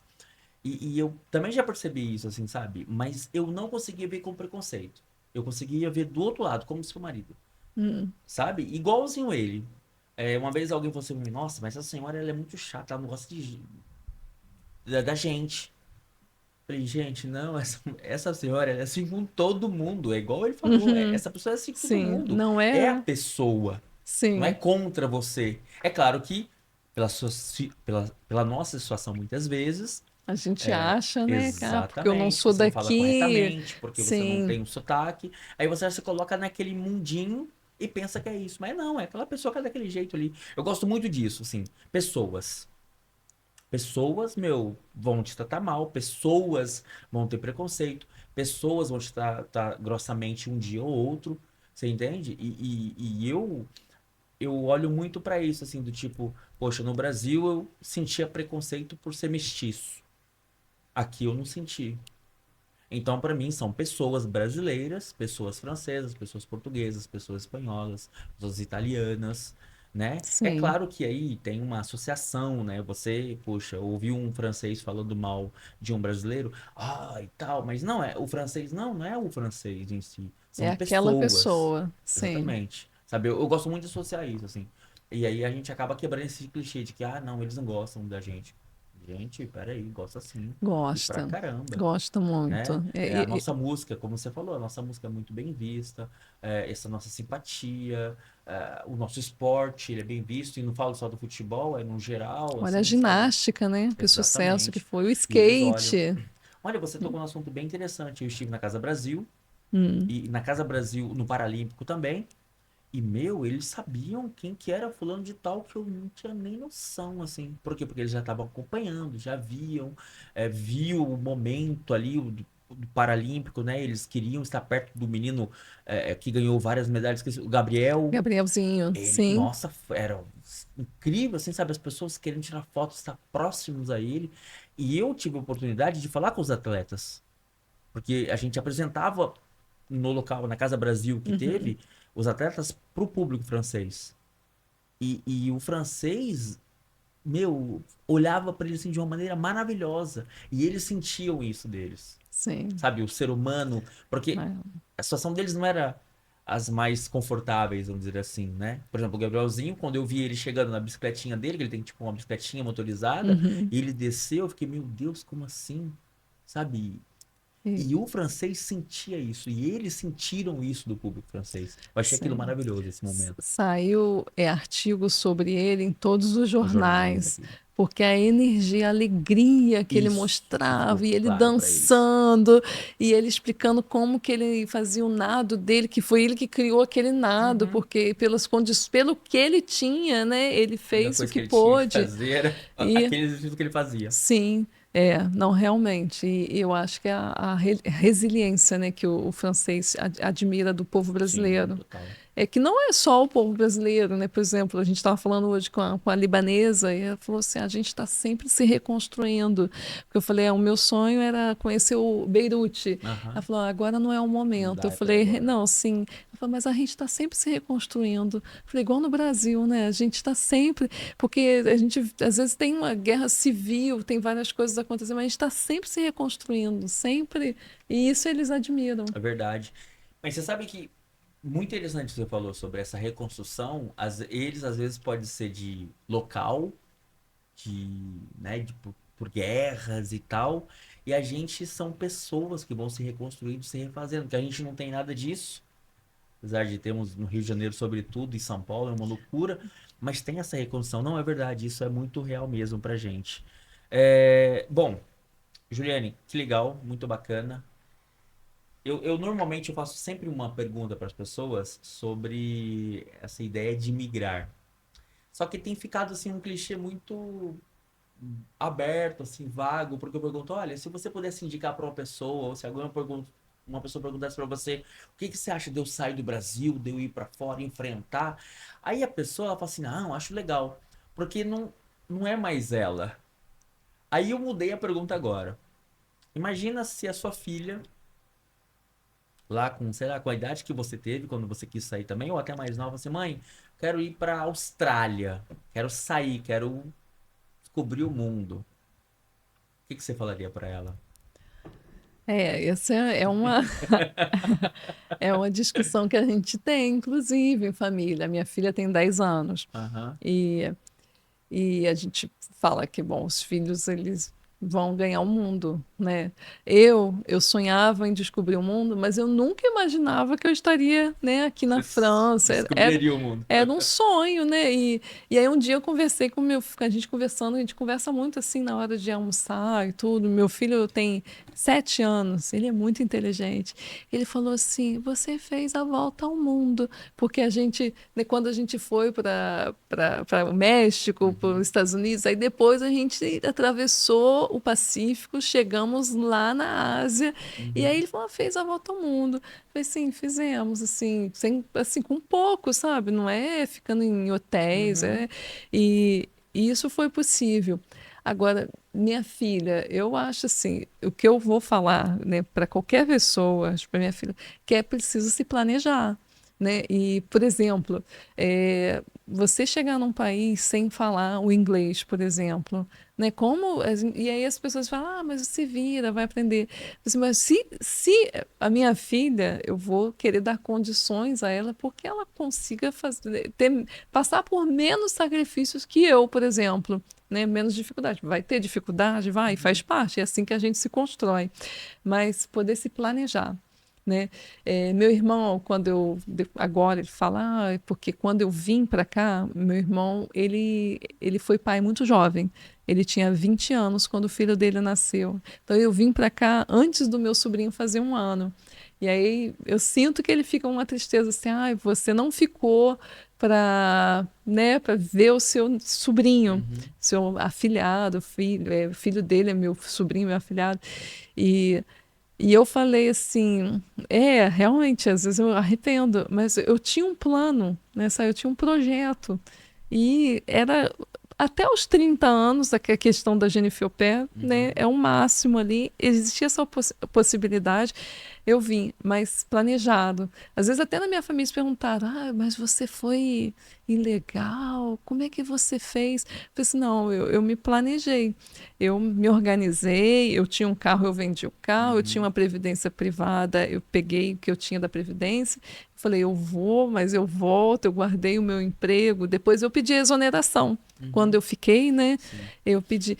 Mas é muito importante ter o Planejamento. planejamento, se preparar, não só financeiramente, mas emocionalmente, Sim. pela distância. E também tudo que você puder aprender, né? Igual a minha filha está fazendo inglês, meu filho também.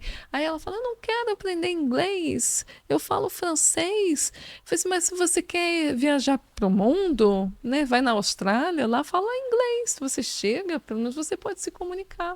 Então, podendo dar, né, Uhum. tudo isso, acho que o planejamento é o mais Essencial, né? importante. Sim, assim, assim, quando eu estava lá no Brasil, eu estudava artes, eu trabalhei um tempo no museu Murilo Mendes, que é um poeta. E tinha uma frase que eu até coloquei numa cerâmica que eu fiz, sabe que a gente tinha aula de Uhum. cerâmica, e ele fala assim: só não existe o que não pode ser imaginado. Então, assim, para a gente realizar os nossos sonhos, a gente tem que sonhar. Porque se você não tem sonhos, né, a vida vai seguindo o dia a dia. E sonhar já é um privilégio, né? Porque quando a gente trabalha duro, como você falou que já trabalhou com obra, você trabalha duro, né? Mas você estava vendo além, né? Você estava já sonhando, planejando, e isso é importante. Né? A gente não importa a situação. Uhum. Carolina de Jesus, eu li o livro dela, O Quarto de Despejo. Ela é catadora de Uhum. lixo, mas ela falou: o meu sonho é escrever, mas parece que pobre não pode ter sonho nobre. Ela escreveu o livro dela, foi traduzido em várias línguas. Eu li o livro, eu fiquei, uau!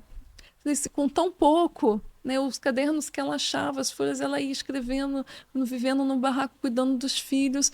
Mas ela tinha um sonho de Uhum. escrever. E ela foi lá. A gente tem que sonhar, né? Acho isso muito, muito legal, assim, porque a gente vive num momento, sei lá, num período, poderia dizer assim, em que as pessoas acabam querendo mais sonhar, sabe? Porque ou tá muito fácil, não é necessário desbravar alguma coisa, ou porque, ah, não, isso não vai dar. E aí a gente acaba deixando de lado. E nós temos uma tendência, não sei se você compactua comigo disso, de quando tá muito fácil a gente deixar de lado algumas coisas, assim, sabe? De, não, tá, Tá bom, né? não, Tá estável. isso, Sim. essa, Eu conversei com meu marido, a gente conversa muito sobre o futuro, porque a uhum, gente não sabe qual. Até você perguntou se quer voltar para o Brasil. Eu uhum. falei, se tiver uma terceira guerra mundial, eu vou para o Brasil, vou lá para Paraíba do Sul. Falei assim, vai cair uma bomba em Paraíba do Lá não vai Sul? chegar, ninguém tá Sabe? interessado em nada lá, né? Então, assim, e hoje essa coisa de não sonhar, eu acho que é com essa visão do futuro que não é clara, Uhum, né? E aí, o legal, por exemplo, a religião, ela te dá uma esperança, né? Tipo assim, não, Deus vai me ajudar, Deus vai me ajudar. E isso é muito bom, porque, assim, não, se Deus quiser, né? A gente pensa assim, as pessoas estão perdendo a fé, elas não veem um futuro claro, tem guerra na Rússia, na Ucrânia, em Gaza, e tem tantas coisas acontecendo, e as pessoas às vezes ficam tanto tempo no telefone, nas redes sociais e jogos, talvez às vezes o que passa ali é tão fictício, né? uhum, E, e eu acho que os jovens eles precisam sonhar, né? Eles precisam acreditar no sonho. E aí uma coisa que eu vi também um dia aí alguém que falou que para que serve a utopia? E porque a utopia não serve para nada. E falou assim, eu achei legal. Falou assim, tá vendo ali o horizonte?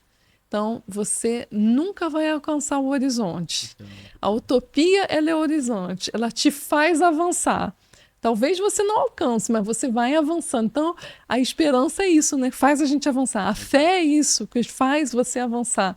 Vai chegar? Vai alcançar? Não sabemos, mas o importante da vida é o Mas o caminhar, né? percurso pode mudar muitas coisas. Nossa, isso é É, bem bacana, é é o verdade. percurso, né? O Dessa fato maneira, de. porque o que você vai fazer para chegar lá vai mudar muito sua mente, a mentalidade. Sim. Agora, sonhar é muito importante. E eu fico assim, como alimentar os sonhos diante da realidade Uhum. das coisas. E, ao mesmo tempo, né, quando a gente tem tão pouco, as pessoas, nossa, temos tantas coisas, então podemos, né, ajudar, produzir, criar.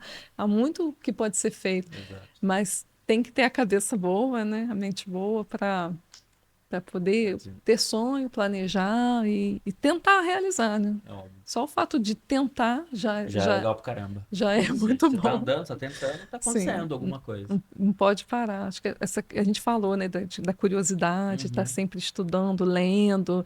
Não é nem questão de diploma, né? É questão de ir na biblioteca pegar um livro, ler o jornal e o movimento de não estar parado, Uhum. né? Ah, Quando eu saio lá do sul, venho para cá, esse movimento e o tanto de gente que eu encontro, tanta coisa que acontece nesse caminho, é, a gente não pode ficar parado, né? não, Está... o ser humano não consegue, né? E a mente também não pode ficar parada, né? É, essa é o mais importante. Se ela ficar Sim, parada, dá problema. tá sempre mexendo. Juliana, muito legal. Parabéns por mais uma história. E eu gosto, assim, sabe, de às vezes entender as histórias, que aí muitas coisas passam a fazer sentido para mim e para as outras pessoas que acompanham a gente por aqui. Porque muitas pessoas, é como eu falei no início, alguns querem vir porque, putz, quero ver como que é, quero modificar, quero, sei lá, entender. Outros eles querem, não, eu tenho um sonho, quero realizar isso. Só que sabe o que que é legal? No meio do caminho, o sonho pode mudar. O que era para ser 3 anos, passam a ser 15, 15. 20, 30, Sim. sabe? É muito legal isso. E a gente vê as pessoas entendendo tudo isso, né? Eu acho, assim, muito, muito bacana. Assim, meu, demais esse projeto. A gente acabou não falando, mas a gente vai adentro do podcast agora. Eu quero entender melhor o que que você faz hoje, quem que é a Juliana hoje. É, passaram-se mais de 3 anos. Esses 3 anos viraram-se 15 anos. E a gente não sabe quantos mais 15 anos virão por aí.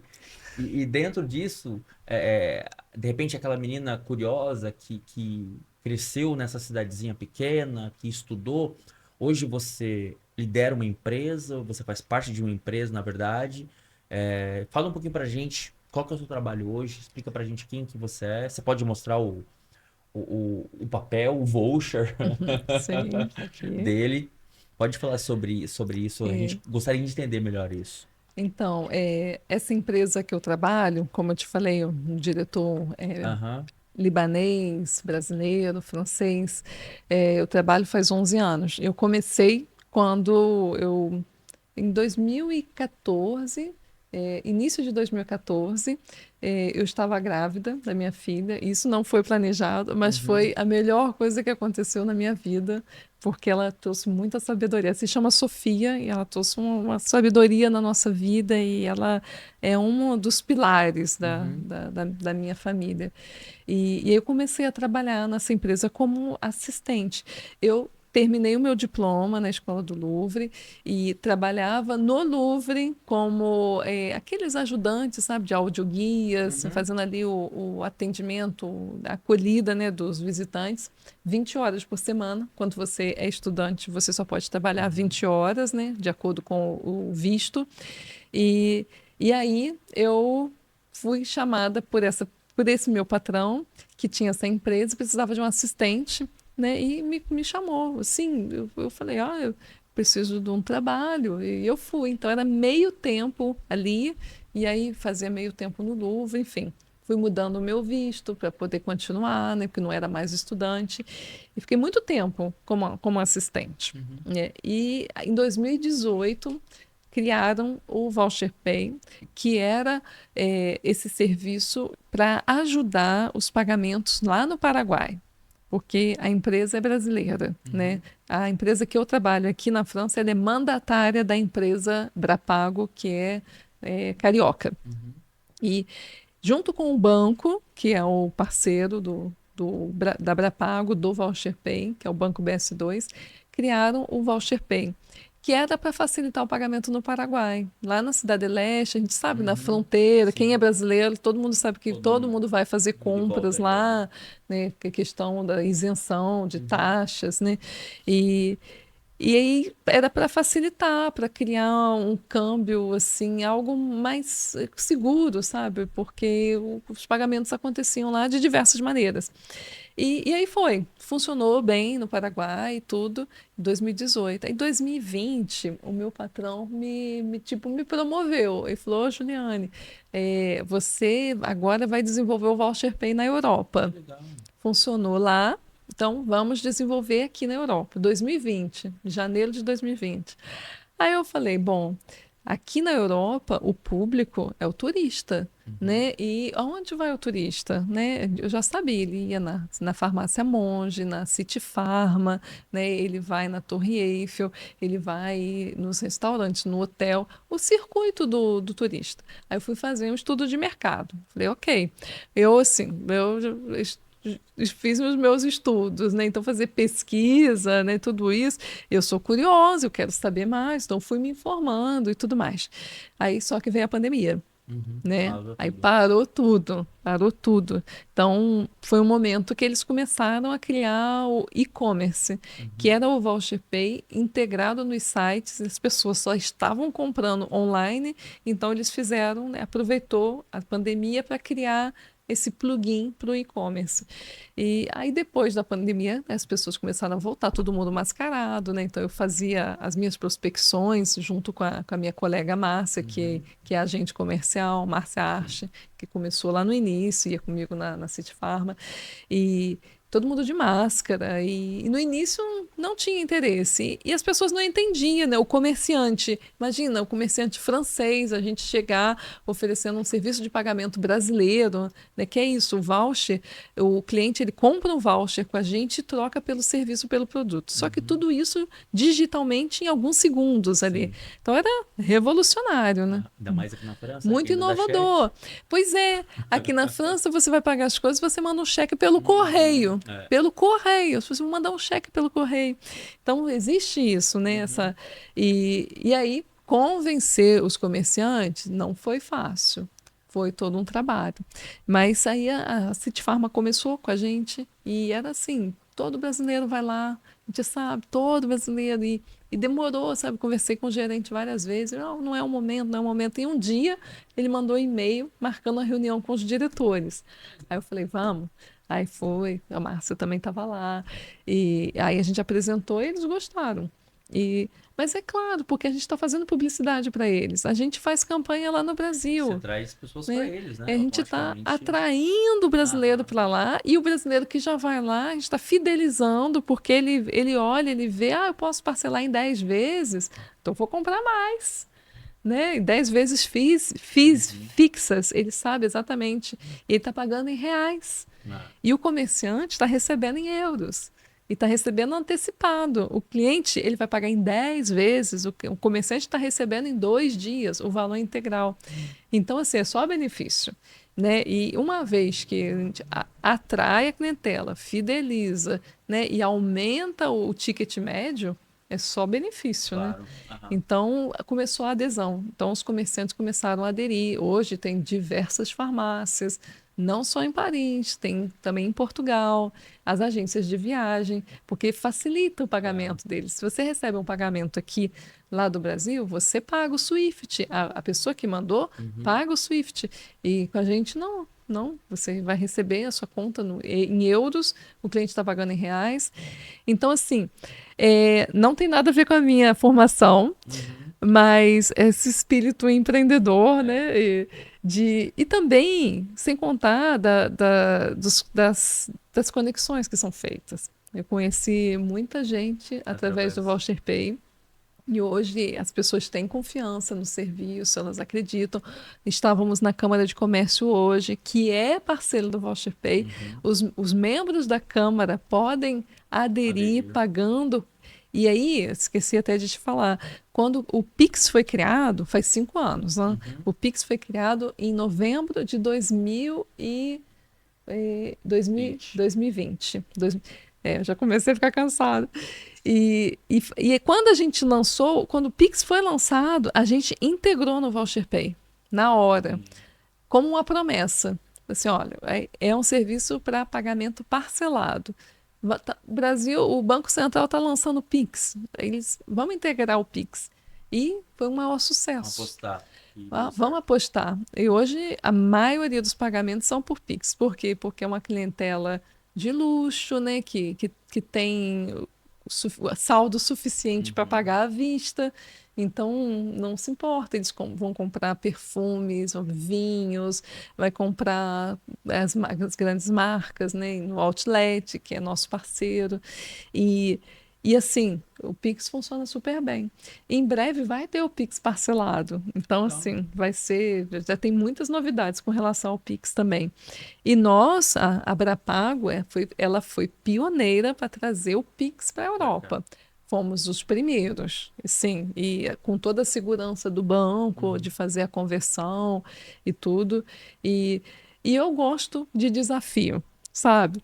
Eu, assim, falei assim, não importa qual seja a área, qual seja o projeto, me dá um desafio, sabe? Vá e eu vou buscar, vou pesquisar e também tem a questão das pessoas, né? Conectar Uhum. as pessoas. A equipe, ela cresceu e os comerciantes, hoje são mais de 200 comerciantes. Tem hotel, tem restaurante, tem guia, tem transfer, Caramba. tem, sim, e os maiores, as perfumarias, as farmácias, e hoje as pessoas contactam, como que eu faço para usar?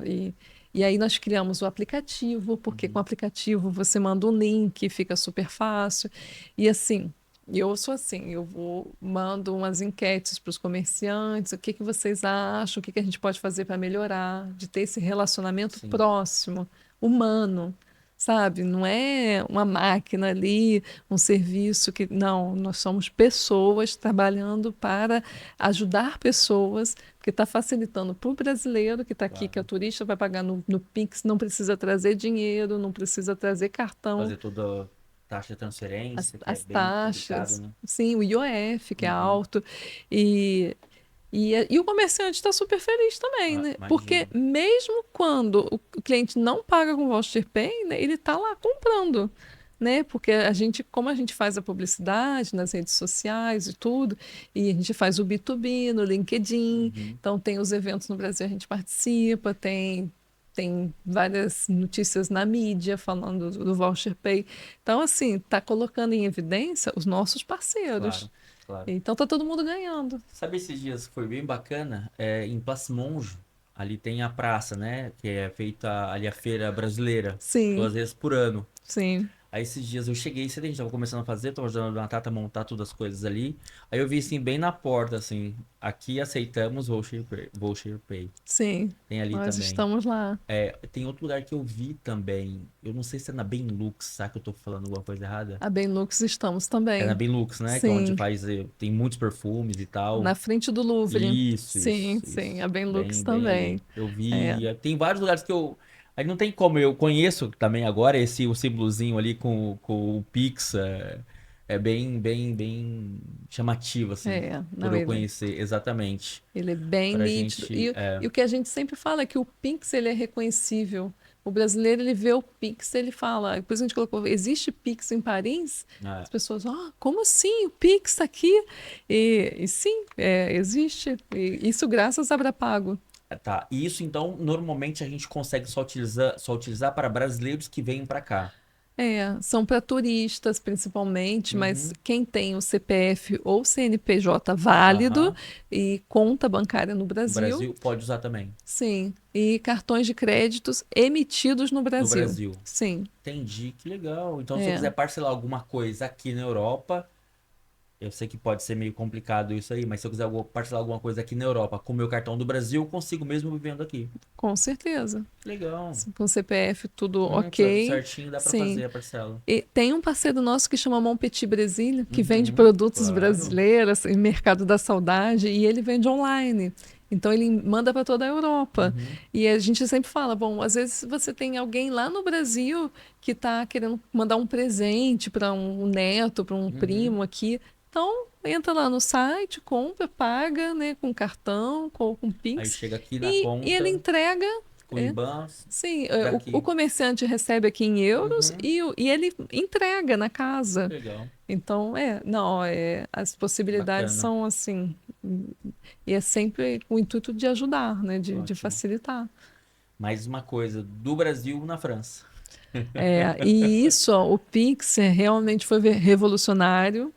E a inovação, né? E Uhum, hoje se fala a gente fez uma matéria lá na RFI falando do Pix Internacional, que eles uhum. estão estudando a possibilidade, mas é transferência entre pessoas, de pessoa para pessoa. O Brasil não, você entra numa loja, você paga no Pix, você precisa mandar um dinheiro para o teu amigo, você Semana manda no no Pix. Pix. É assim, a gente está assim, há É, 1000 anos-luz na tem frente. coisa que nós somos muito pra Sim, frente mesmo, e é a verdade. questão da tecnologia, da inovação, a gente está muito Sim, avançado, sim. muito. E a rapidez, né, É, com que a gente faz, e que testa e funciona. O Brasil, o brasileiro, ele adere. São 220 milhões de brasileiros, e hoje eu estava vendo, tem mais de 800 mil chave Pix registrada. Então, assim, é 4 chaves por Para cada pessoa. pessoa. Tem o e-mail, o CPF, o E a telefone. pessoa usa tudo isso. Sim. Você sabe que, ó, há 20 anos atrás, quando eu cheguei aqui, lá em Portugal, eu achava o sistema bancário muito atrasado, perto do Brasil, por exemplo. É claro que nós temos muitas fraudes, nós temos muitos problemas. Mas quando você olha para o sistema, eu falei, meu Deus, isso aqui tá muito longe de ser como o nosso. A gente, Ótimo. com o Open Banking, o fato de você ter bancos online, Uhum, isso facilitou demais. E hoje, por exemplo, para trabalhar para o VoucherPay, eu abri uma conta no Brasil, né, uma conta bancária, para poder fazer os testes, uhum. sabe, as simulações. Online, baixei o aplicativo, coloquei lá minha foto, meus documentos e eu tenho uma conta no Brasil. Então, quer dizer, eu não precisei ir na agência, encontrar o gerente, Né? levar aqueles documentos Nossa, impressos. Então, assim, revolucionou a nossa vida, com certeza. verdade. Voucher Pay. Que legal, bacana. Parabéns. Muito legal. Juliana, obrigado por esse momento. Obrigada a Obrigado você. mesmo por compartilhar conosco essa história. E é como eu falei, sabe? A escadinha depois ela fica um pouco mais simples. Você chegar e falar, olha, que bacana. Saber que você passou também pelas suas dificuldades, aquilo que não foi fácil para você. E assim, no fim, se assemelha muito a de outros, sabe? Só se assemelha. Não é nada igual. Sei que é interessante, mas se assemelha muito. A gente vai vendo a nossa garra, a nossa disposição, o nosso, muitas vezes o despreparo, né, para estar aqui. Você falou uma coisa muito legal. Eu acho que muitas vezes é necessário também a gente ter um preparo emocional para vir para cá, sabe? Para sair. Eu falo para as pessoas, olha, é necessário ter uma emoção afinada ou, sabe, desafinada. Porque é necessário ter isso também. E às vezes, a gente vai passar perrengue porque são euros, é por causa disso, é porque trabalho é duro, por isso, vou ter que passar roupa, vou ter que fazer isso, aquilo. Uhum. Mas às vezes é a nossa mentalidade também, a nossa mente, aquilo que a gente vai De sentir. estar a mente aberta também para o novo, Total, né? total. O fato, só a última coisinha, Uhum. a gente come arroz com feijão todo dia, né? E meu marido achava hiper estranho, né? Mas vai comer todo dia a mesma coisa, arroz com feijão. Eu falei assim, mas é muito bom. E no início eu ficava assim, sabe que eu era um pouco ainda submissa, tentando me adaptar. E falei assim, nossa, será que não é legal? E aí, hoje não, eu falei assim, mas é muito bom, a gente come arroz com feijão e ovo, arroz, feijão e sardinha, arroz, feijão e linguiça. Cada dia tem uma variedade, tem a salada, mas não tem prato melhor, combinação perfeita, né? De proteína, de tudo. E ele achava estranho. E Aham. hoje ele adora. Adora. E aí eu Você brasilizou ele, e então. fala, vamos fazer um mexidão? Eu falei, vamos fazer um mexidão. Sim, eles, é isso, de estar com a nossa É, mente aberta e eles também sim. acabam, né, Aderindo isso, né? aderindo, Total. que é. Verdade.